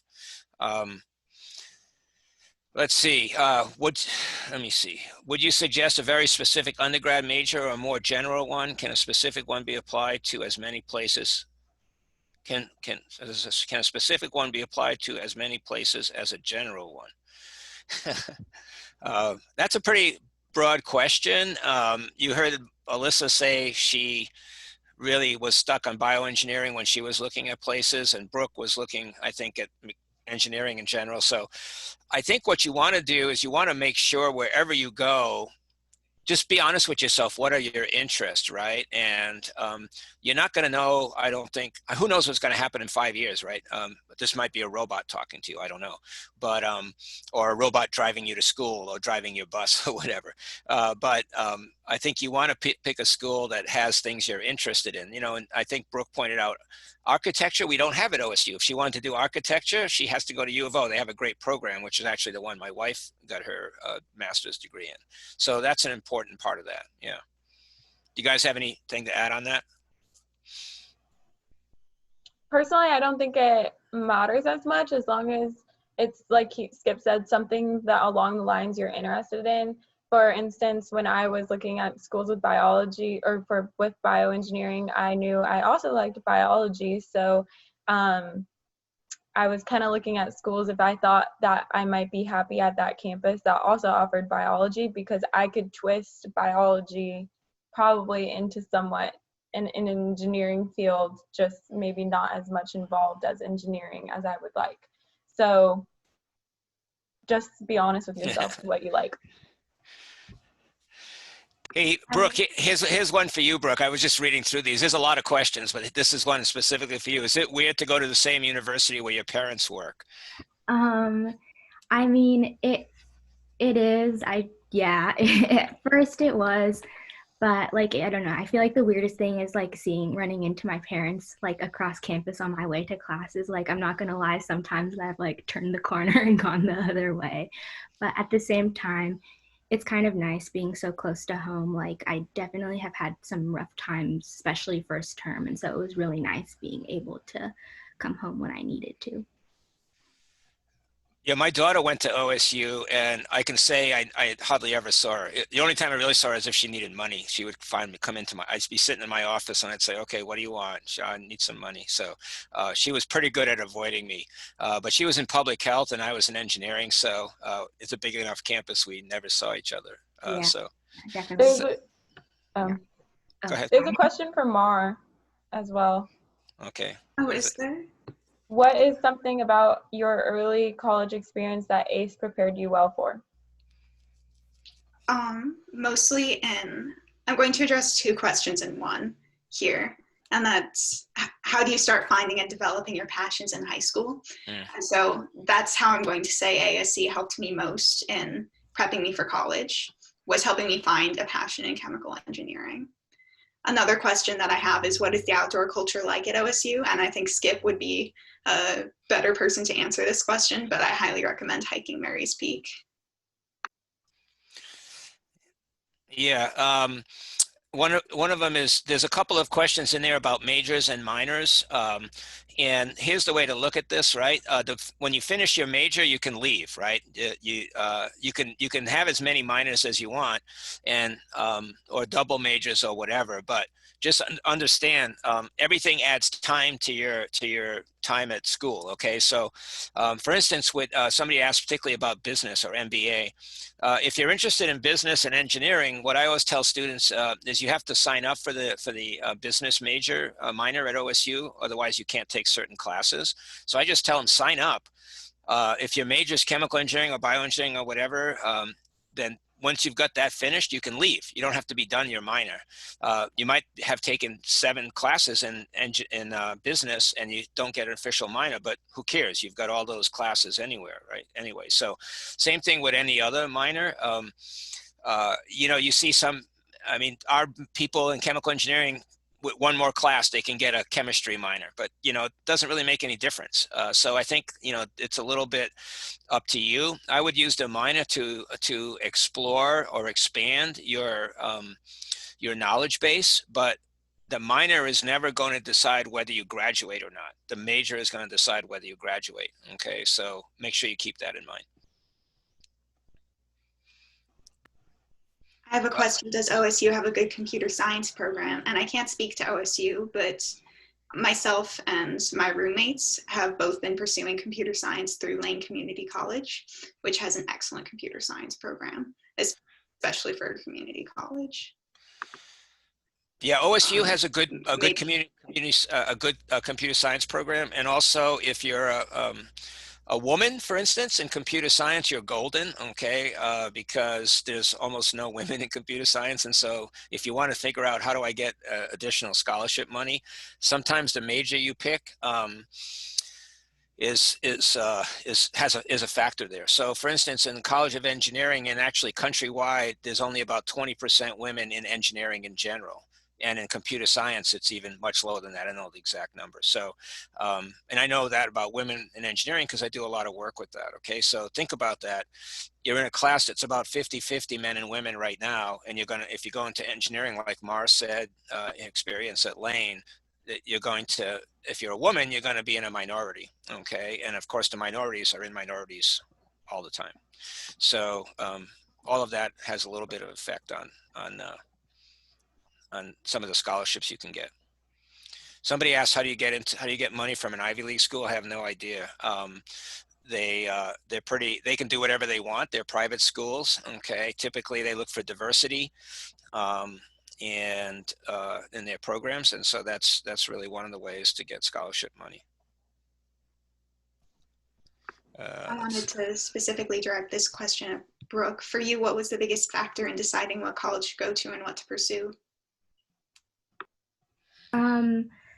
Well, definitely, like I think I mentioned, I had a surgery, and so I just kind of was able to be exposed to some technology, and that helped me. So like that really kind of made me want to see what it was like to design it, and kind of gave me that focus, but also scholarships, and I got overall a better package at OSU than U of O. Yeah, there's a quick question here about, is OSU good for pre-med? So pre-med's not a major, okay? It's a path, and you can do pre-med at any school. And what's most important is what you take as your major. So for instance, at ROSU, I always recommend for people, if they're interested in medical school, to do bioengineering because it sets you apart, okay? And med schools, like every other school, look for diversity in their programs. So if you're a bioengineer, there's 100 people applying to medical school, 90 of them will probably be biochemistry or biology or something like that. So if you're a bioengineer, it sets you apart, okay? So remember, pre-med is not a major. You want to find something that you're interested in and do that. And then pre-med is just a path that you're going to follow. And so you can really do it at any school. Let's see. I'd like to answer a question on how do you find and get into research positions and other special programs. Yeah. First, ASE is a great way to connect. It gives you experience in research that you can then initiate conversations with your professors about. like, hey, I'd like to show you some research I did over the summer. Are you interested? Second, just ask around and develop good relationships with your professors. Yeah, yeah, that's good. Then there's one here about, is it difficult to switch majors? Well, nothing in life is that hard. um, but depending on when you make that decision, it's just a matter of time. Okay. And so I'll have somebody come in who has been a biochemistry major for 2 years at OSU, and they want to switch over to, say, bioengineering. Well, there's some catch up you need to do. So, and that's not the stuff you put on hamburgers. It's you know, catching up with what you haven't done yet. So that really depends when you switch and whatever. Certainly in the first year, I would say it's a free for all. You're pretty much, you can do some exploring, and so you have a little bit of leeway there when you first come into most schools, I would say. Any guys want to say something on that? Well, is there one last question you want to hit, or do you think we've done them pretty well for now? Let me see. Pressure. Oh, go ahead. There's one about, is it important to get into your Yeah. major first, or just the university that you want to go to and then get into the major of your choice? With that, normally when you're applying to schools, you are applying to the school you want to go to and the program that you're interested in going into. So it's kind of like a dual, like all at once type of thing. And that's why I didn't get into Cal Poly, because if I would have applied to Cal Poly just as the university, I probably would have gotten in. Or I just as the engineering program, but I had to apply as engineering and bioengineering, which is extremely, extremely competitive at that university. Yeah, there's a lot of good questions here. I don't know if we can answer some of these offline, but Maud, can you save the Q&A, and then I can take a look at them after, and we can see if there's some we might want to answer, since we're running out of time. Will do. Okay, thanks. All right, well, we got to go. Libby's pulling us off the stage, okay? And I appreciate all your questions, and I want to thank the students for helping here. I think that really added a lot to the presentation. And remember, you have my email. If you have any questions that didn't get answered, please feel free to email me. I answer these kinds of questions all the time, or I can pass it along to the students, and be glad to help in any way, even if, you know, not this today, not this summer. Somebody was asking about what sophomores can do. You know what? Enjoy life, I think, is what you should do right now, and figure out what you like to do, find your passions. I have a shirt that says, you know, your life is your passion. It's your life is long. You don't want to do something you hate doing, right? So just think about what really excites you. And you know, I wanted to be a pro basketball player, and then a pitcher, you know, in high school, because I love sports. I still love sports. Okay, it's killing me that I can't see any sports right now. But let's see, I'm 5'9" and a white guy, and you know, my fastball is 80 miles an hour. So I mean, you got to be realistic sometime. Okay, so you can dream in high school, and then at some point you got to hit reality. And so have fun. That's what I say to sophomores: have fun, do what you like to do, and you know, you'll be good. Well, thank you so much, Dr. Skip, Alyssa, Mar, Brooke. That was a great way to start our morning, and I think the students are really gonna probably be in touch with you because you've got a lot of nuggets of wisdom. We're gonna go ahead. Everyone, let's take a break. Stretch your legs, get a snack. You can come back refreshed. Let's all come back at 11:15. And in the meantime, I will share a slideshow of ACE interns from the past 30 years. So that could entertain you as well. So let's take a break. We'll come back at 11:15.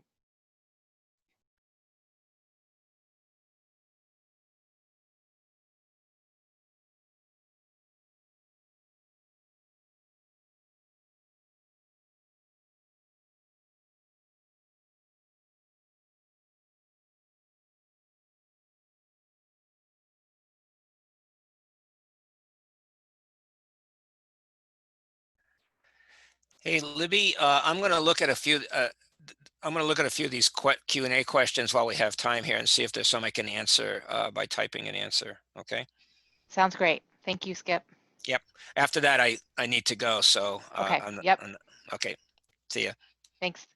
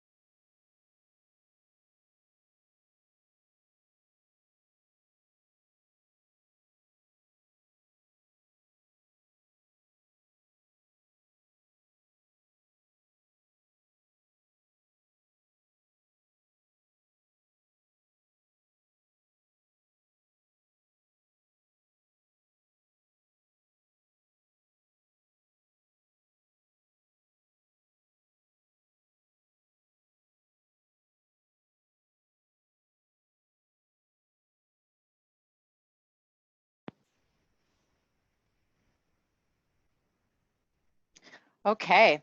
I hope you had a chance to stretch your legs and maybe grab something to drink and feel fresh to go into the next part of our webinar. We're going to welcome Stacy Johnson in just a moment to talk about Symposium. I did want to highlight one of our pictures from the past. Amy, you might recognize the woman on the left. That's Andrea Kelsey, your mentor. She not only is a mentor at Bureau of Land Management, Walter Horning Seed Orchard, she's also the ACE program director in the past. And before that, in this picture, she was a mentor at the Berry Botanical Garden in endangered plant conservation. So it's pretty great to have mentors that are with the program for so long.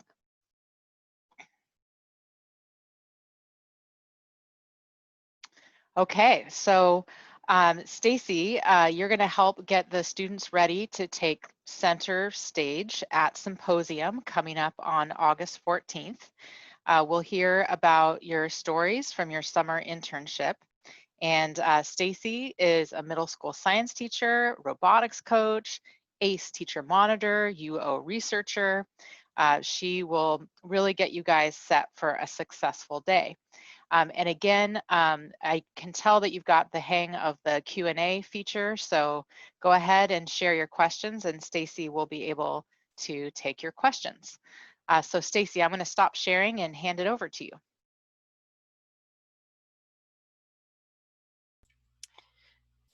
All right. Thank you very much, Libby. Okay, so hello, everybody. Symposium. Yes, like she said, it is August 14th. It is a requirement that everybody has. Your mentors should be aware of this, but also always a good thing to remind that you have a presentation to give on your summer experiences coming up towards the middle of August. But let's keep it in perspective. The main purpose of the symposium is for you to showcase your accomplishments, share your enthusiasm, and really practice communication. A huge part of any research or any engineering field or any professional field is that ability to present. And in your cases, oftentimes the difficult part is the presentation of those really complex ideas to a varying audience.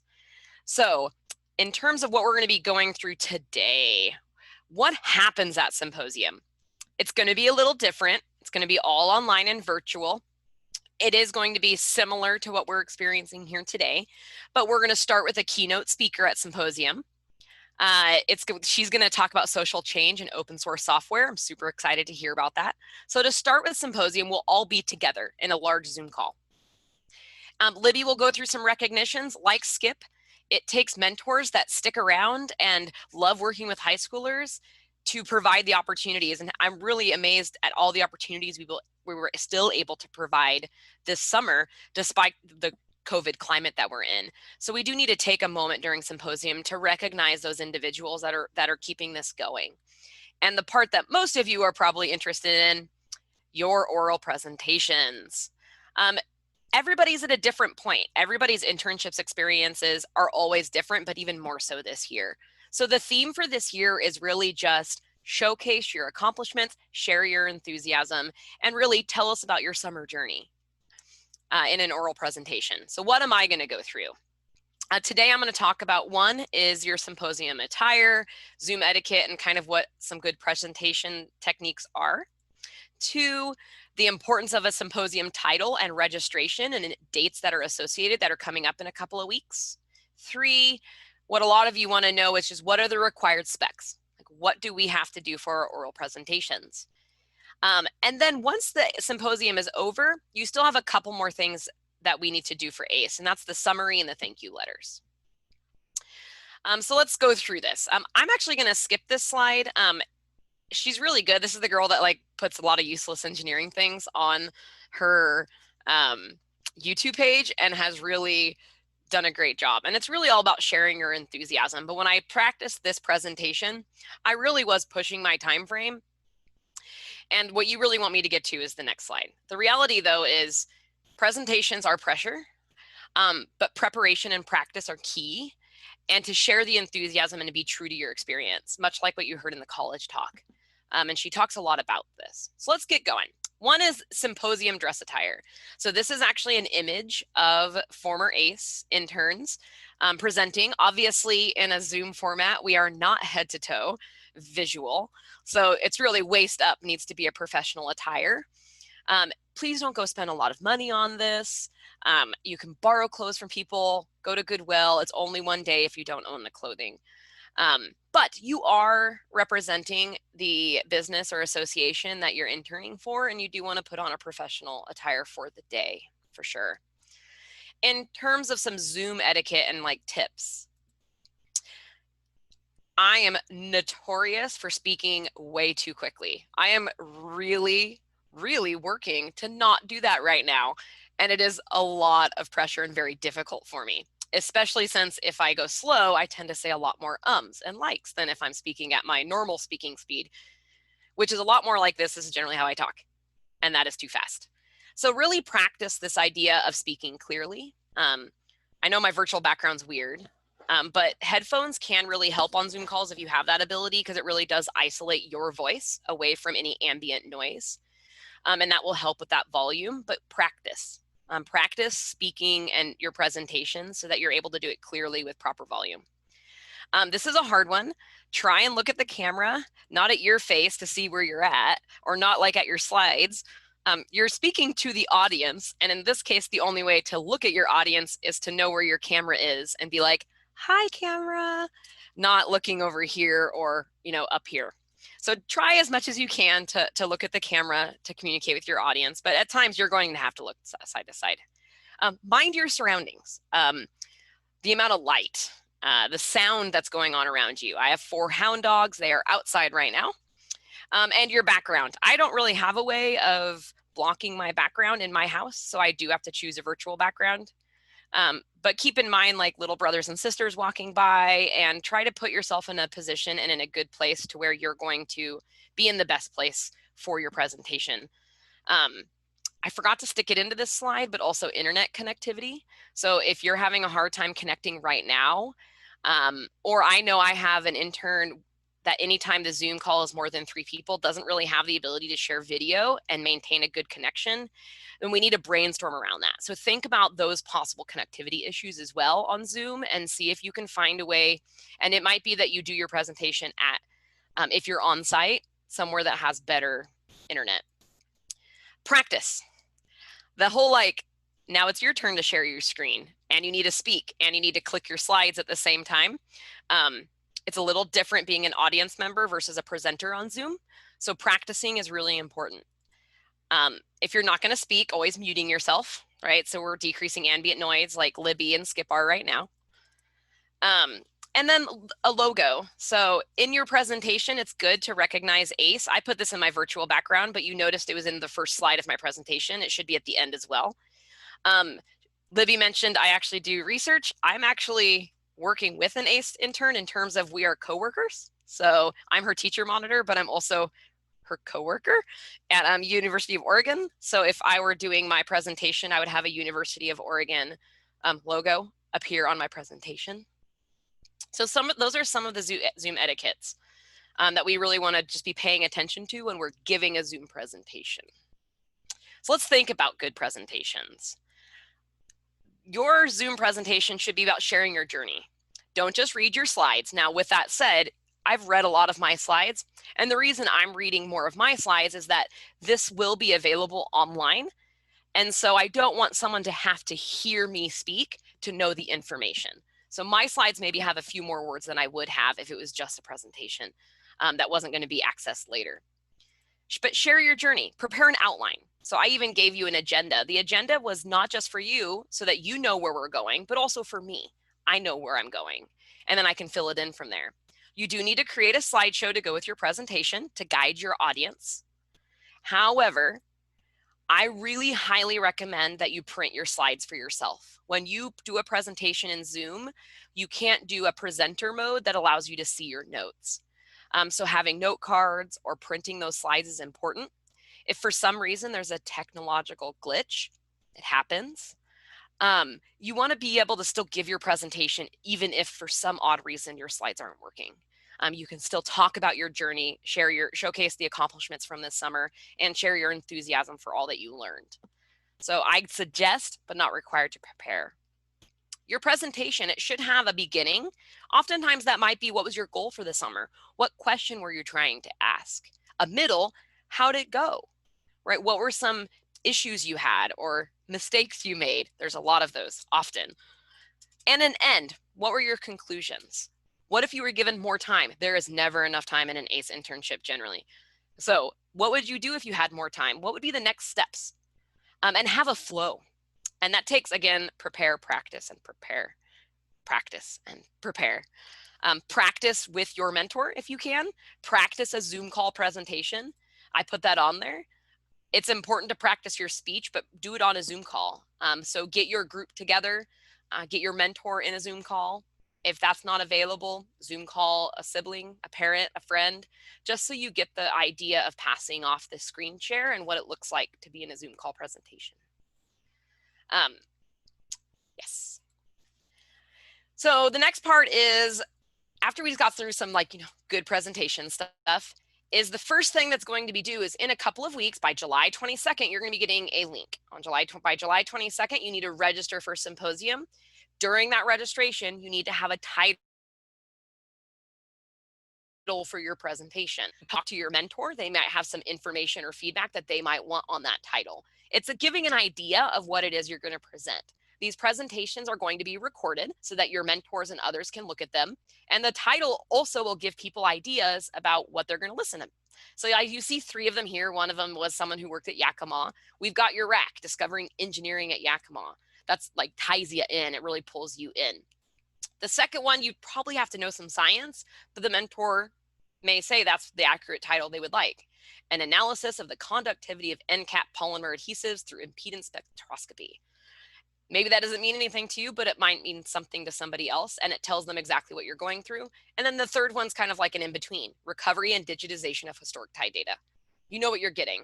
So really be thinking about those titles, talk to your mentors, because registration is due July 22nd. It will be done online, look for a link, but you wanna have talked to your mentor about what you think the title should be. And that's oftentimes a good place to start your talk. All right, what is it that we're gonna be listening to when we talk to you?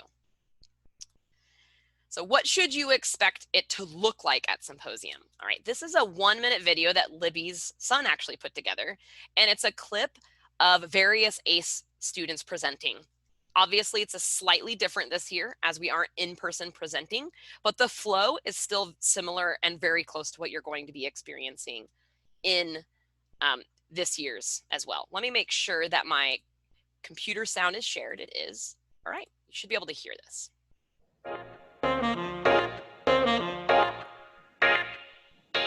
Our first speaker this morning is Lauren Haynes. Lauren is a student at Jesuit High School. She did her research under the direction of Dr. Elliot Spindle and Dr. Lindsay Shorey.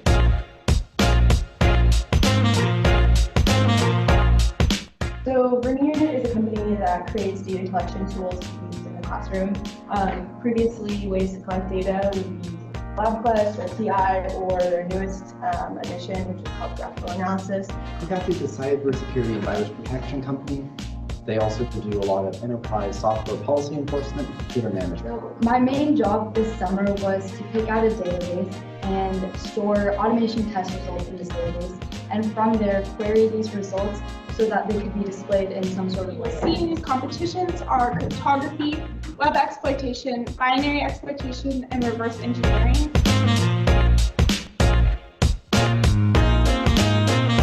Thank you for listening, and I'll be happy to take any questions. So what you can see is you'll be introduced. So you'll actually be in smaller groups, and I'll go over that in just a bit. You'll have an order of presentation, so you'll know where you're at in the order in terms of presenting to prepare yourself. You'll be an audience the rest of the time during the symposium. You'll be introduced, you'll present, you'll thank definitely Saturday Academy and where you're interning, and there'll be a section for questions. You won't be standing in front of people, but you will be giving a practiced presentation. So this is the question that many of you were asking in the questions already. Okay, just what are the specs? What are the requirements for this presentation? One of the questions in the Q&A was the virtual background. I simply have a virtual background because my house is very small and I have no way of blocking the behind me, and my children walk back and forth, and my children do not like being a part of Zoom calls. So I've created a virtual background to block all of that information. You don't need to do that. Just be mindful of your background. Don't have your siblings running back and forth or your mom and dad like peeking over and waving hi in the video. That's fine. You don't have to pick a in fact, you can see the virtual background isn't always great. It can be distracting. If I could block it off, I probably would just block it off with a sheet or something. What are some specs that you have to go through? And I'll answer some of the questions on there. The sessions are going to be done in Zoom breakout rooms. So we're all going to be together for the keynote and the recognitions. You will then be assigned a breakout room. This is the equivalent of like a teacher putting you in small groups in a classroom, but you're still in the same classroom. You don't have to end the call. It will automatically take you and put you with your teacher monitor and all of the students that your teacher monitor is supervising. So my student is going to be in my Zoom call, my Zoom breakout room. And then I will introduce them and help the transitions between student presentations as their teacher monitor. So you'll be in smaller groups. Each session then, because each teacher monitor has about 10 students, each presentation breakout room will have approximately 10 presenters total. So you'll be one of the people of the 10 presenting. The other 9 presentations, you'll be an audience member listening and hopefully asking questions during the question and answer session. Who else is going to be in the room? So normally at Symposium, we have lots of audience members, but for this, it's just going to be the other interns, your teacher monitor, and a single Saturday Academy staff member, just so we have another adult in case other issues arise. So it'll be me, my interns, and 1 more Saturday Academy staff. The presentations will be recorded so that your mentor and your parents and anybody else who wants to see what's going on can see what's going on by watching those, and they'll be posted on the Saturday Academy website. This presentation is also being recorded, and the slides that Skip and I did and the question and answer and all the video and what we just did will also be on the Saturday Academy website for you to find. How long do you have to talk? We say you should be talking between 5 and 8 minutes. Now, normally we would not give you a range. However, we are in a very unique situation. We have interns, like my intern, who started June 22nd and has been in the lab working with university students doing research in the lab. Others of you have not had the opportunity to be on site, and so you may have a very different experience. And we have some interns that possibly just started or haven't started yet. And so someone like my student who has been in the lab every day doing laboratory techniques since June 22nd should have no problem doing an 8-minute presentation. A student who has only been in the lab a couple of weeks, or maybe you haven't gotten as much done because Zoom can slow things down sometimes when you're waiting for your next call, maybe 5 minutes is going to be pushing you. So you should be within the 5 to 8 minute range. 5 would be the minimum and 8 would be the maximum that we would like. If there's 10 presenters in the room and we have 8 minutes, that means that it's going to be a little while for those presentations. We don't want to push it to like a 5-hour sitting. So 5 to 8 minutes is the spec for timing. So practice, like I said, I just cut that slide out earlier for you because I was very much running over on time when I was practicing. So I decided to cut that slide. After you're done, there will be about 2 minutes for questions and answers, but as you can see in Zoom, sometimes you need a bit more time. So that would be on average, about 7 to 10 minutes, which means that once you put in transitions, it'll take about 2 hours to do the full presentations after the keynote and the recognition ceremony.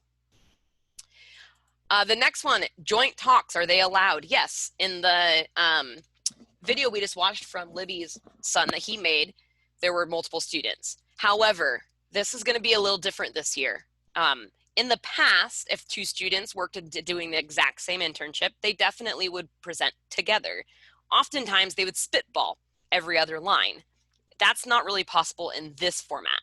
So what we just said is, yes, you may do joint talks. If you and another person are working on the exact same project together, it wouldn't make sense for one of you to do the entire talk and then the next person to pretty much repeat what was exactly said, because you're doing the same thing. So instead, maybe you split the talk. That means each of you does need to talk between 5 and 8 minutes. My suggestion is you split the talk into 2 halves. Maybe one of you takes what was the goal, how did you start, and what were some of your procedures. So the first half of the presentation, which is the introduction, along with what were you trying to accomplish and what were some things that you did. And then maybe the other person takes the second half. They do the, and here's the data we collected, here's the conclusions we made, and here's what we would do if we had more time. Something like that. But what it would mean is still some practice. Say student A does the first half of the talk. They then create a slideshow that is the first half of the talk. Student B would create their own slideshow because they would do the second half of the talk and they would have their own slideshow. Student A would share their slide and go through their talk. They would stop sharing and then student B would continue on. That would mean that student A and B need to communicate with each other to ensure they're not saying the exact same thing more than once. So there would need to be some practice there, but each student would make their own slideshow, one for the first half of the talk, one for the second half of the talk, and each of those would be between 5 and 8 minutes. And then we would do a 4-minute question and answer at the end of student B's. So when the whole presentation is done, we would do question and answers. And again, throughout this presentation, as I say things, if questions pop up, feel free to type them in the question and answer. If I've already answered them, they can easily be, I can just dismiss and say I answered that, that's fine. But feel free to type them as you think of them so you don't forget by the time we get to the end about your questions. So symposium for success. How are you going to be successful at making your slides, doing an online talk, being prepared in 5 to 8 minutes? In the symposium handbook, you will find guidelines that will help you. We are not giving you a prescriptive blank slideshow that has like fill in the pieces. You make your own slideshow. You do you. Share your journey, share your accomplishments, and show the enthusiasm and all that you've learned. In my case, I just got an email today saying I just sent a bunch of DNA sequencing and they were dry because I forgot to push the caps on.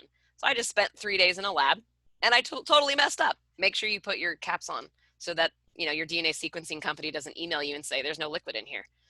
So those types of things, include them. They're a learning experience. And in research, you mess up all the time. That's how you learn. Your teacher monitor has a lot of experience. A lot of us are experienced teacher monitors. Ask them for help. If you ask them, what do I need to do? What would be a good way to start? They are there for part of your journey and they can also help. Your mentors. A lot of mentors require their interns to make presentations to the lab group. So ask them for help in the presentation. They're very experienced. That's why we do the symposium. Much of the professional research is part of it is presenting what you've done and having skills and experience in doing that. So ask your mentors for help. They're a great source of help for making these slides and going through these presentations and this talk. So again, you see the website down at the bottom.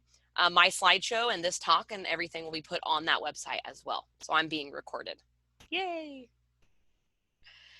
Once you complete the symposium on August 14th, you've done your 5 to 8 minute talk. You're like, whoo, hopefully you had a great and awesome experience. In your internship, you learned all sorts of things. I know last summer I learned 42 ways to not clone an E. coli and 1 way to get it done.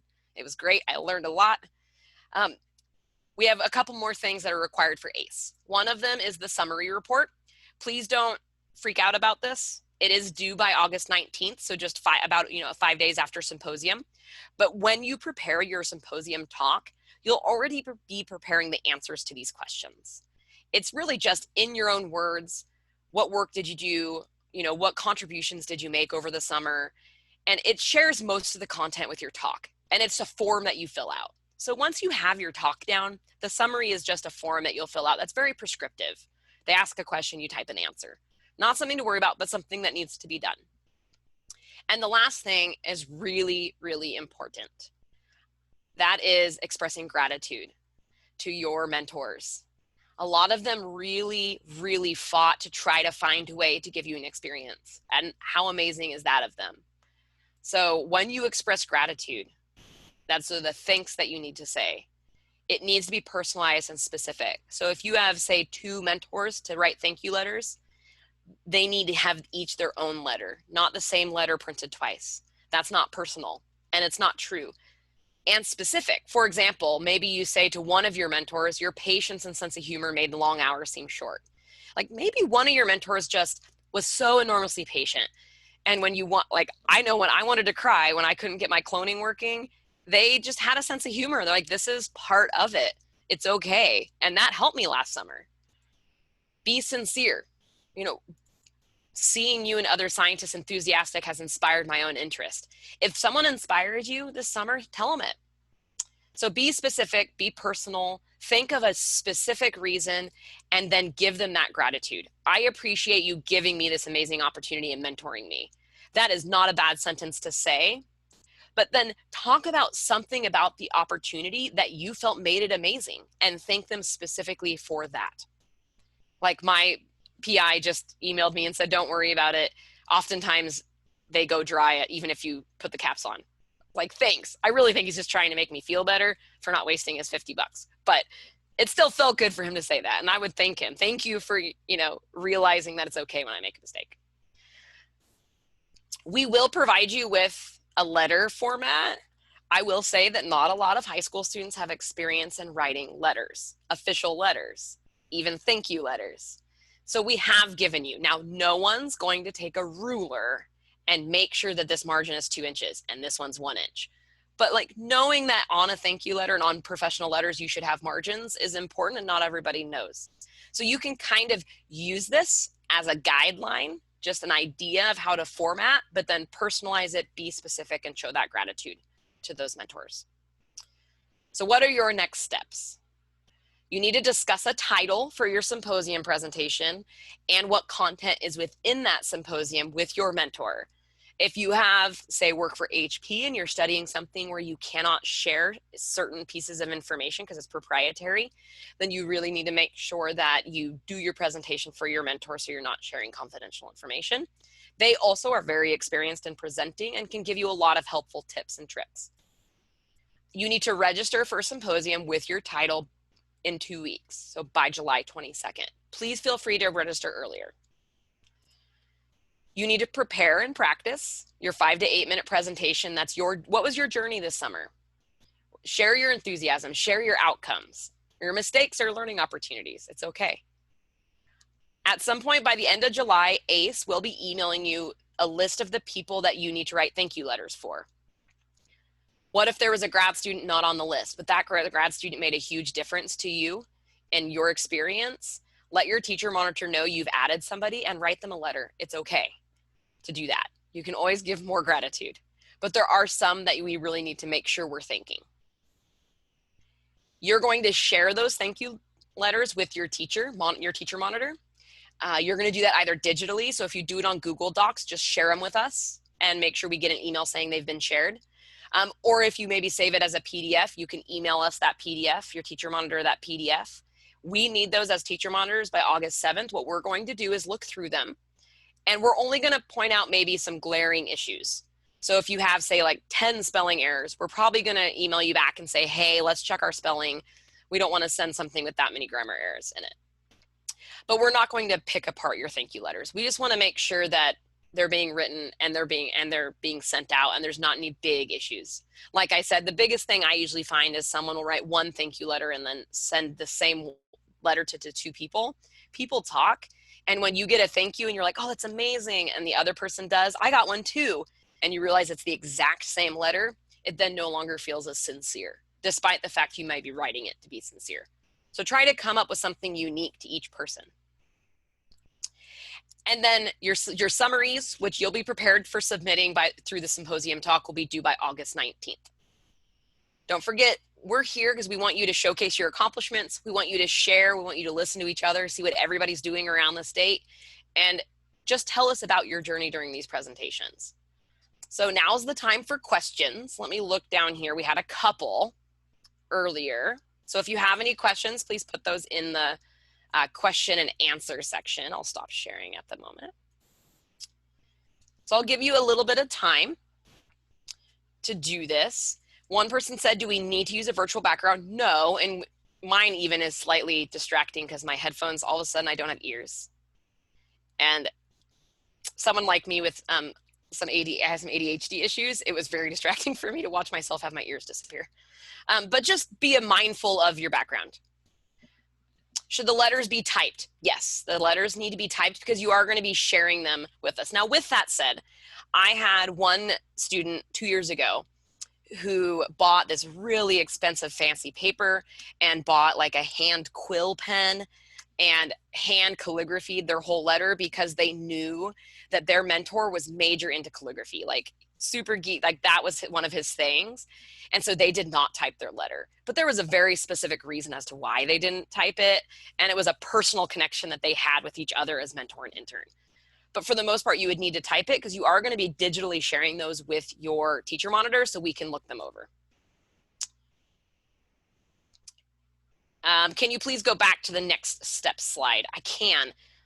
Problem is I was not able to see and this will all be online. Go to SaturdayAcademy.org. This slideshow will be on there, so will be the recording. Okay, it wasn't letting me see the questions while I was on my slides.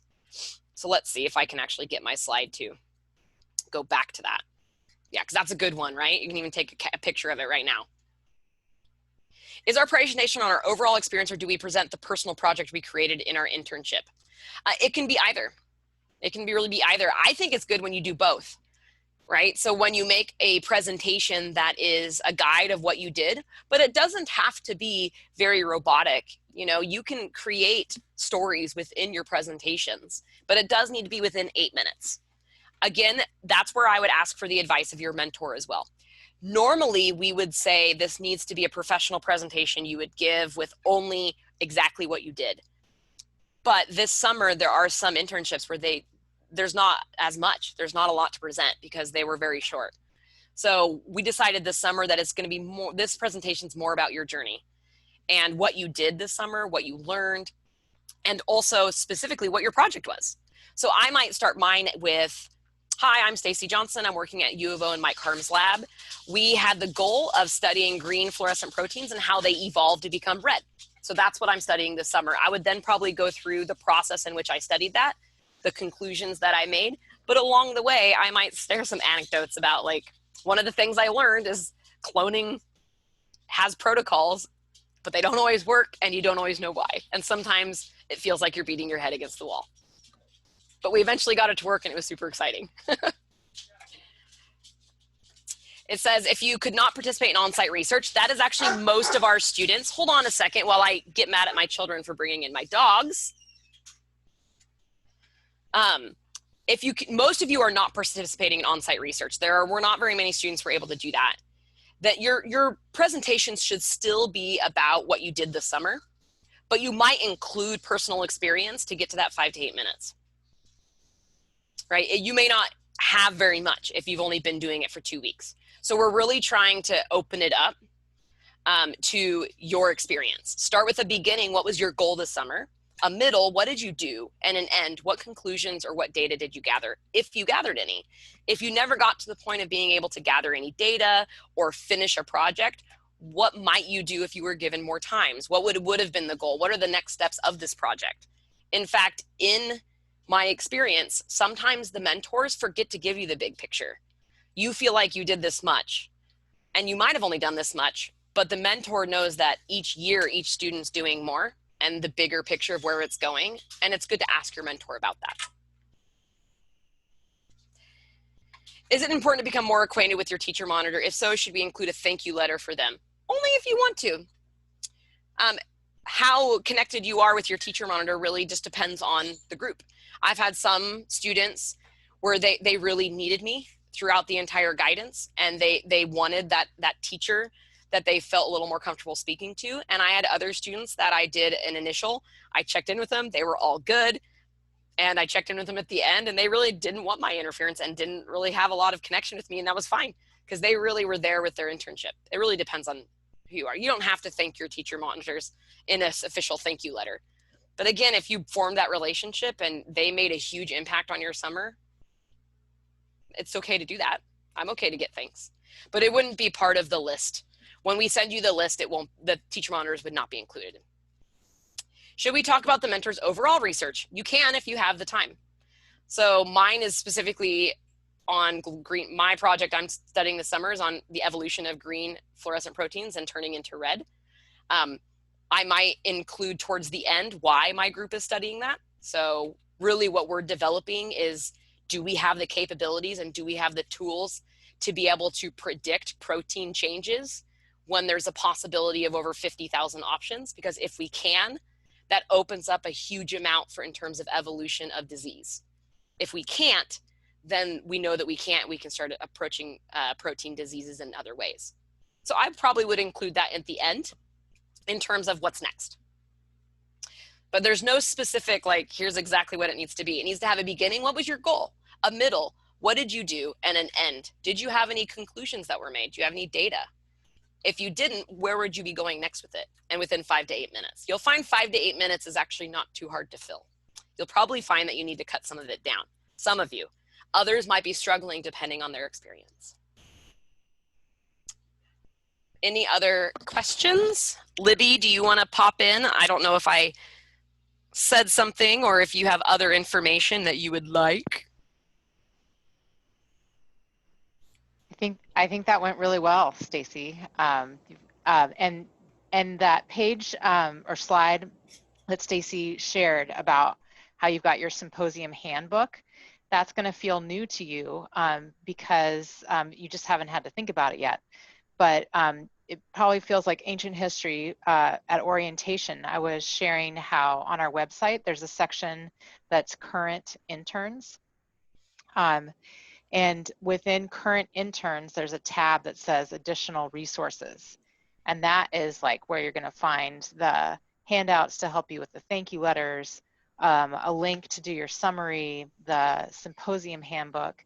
And it's also, once we kind of do our post event of today, we will, yep, that's nice. So Current you, interns. yeah, so SaturdayAcademy.org/current-interns, and then additional resources. And you can see there's already the link to register your title. There's a quick, that quick video. There's the handbook, and that will really walk you through some ideas about what the parts of your presentation can be. Also, you can get the logo so that you can include that on your PowerPoint. So that's going to be your go-to as far as, you know, the ACE summary form and the summary instructions and the thank you letter samples. It's all there in addition to the materials that we shared with you for orientation. So thank you, Stacy. Yeah. Yeah, so definitely visit that quite a bit. And it seems like maybe that's all your questions for now. Yeah, okay. Looks like it. Well, yeah, so we will post today's webinar, and so you'll be able to access that. And just a big, big thank you to Stacy, to Dr. Skip, to Alyssa, to Mar, to Brooke, to the operations team at Saturday Academy for allowing us to gather as a virtual group. So remember, you're going to get us your presentation title. I will follow up with an email that also will have the link, but if you wanted to look at it now, it's already on the website. And just overall, keep in mind that your internships, you're achieving something pretty remarkable for your own future, and you'll be able to lift others up with you and probably tackle some big problems. So take care of yourselves. Thank you so much for joining us today at Midsummer Conference, and I'm really looking forward to Symposium. So with that, I will say goodbye. Thank you.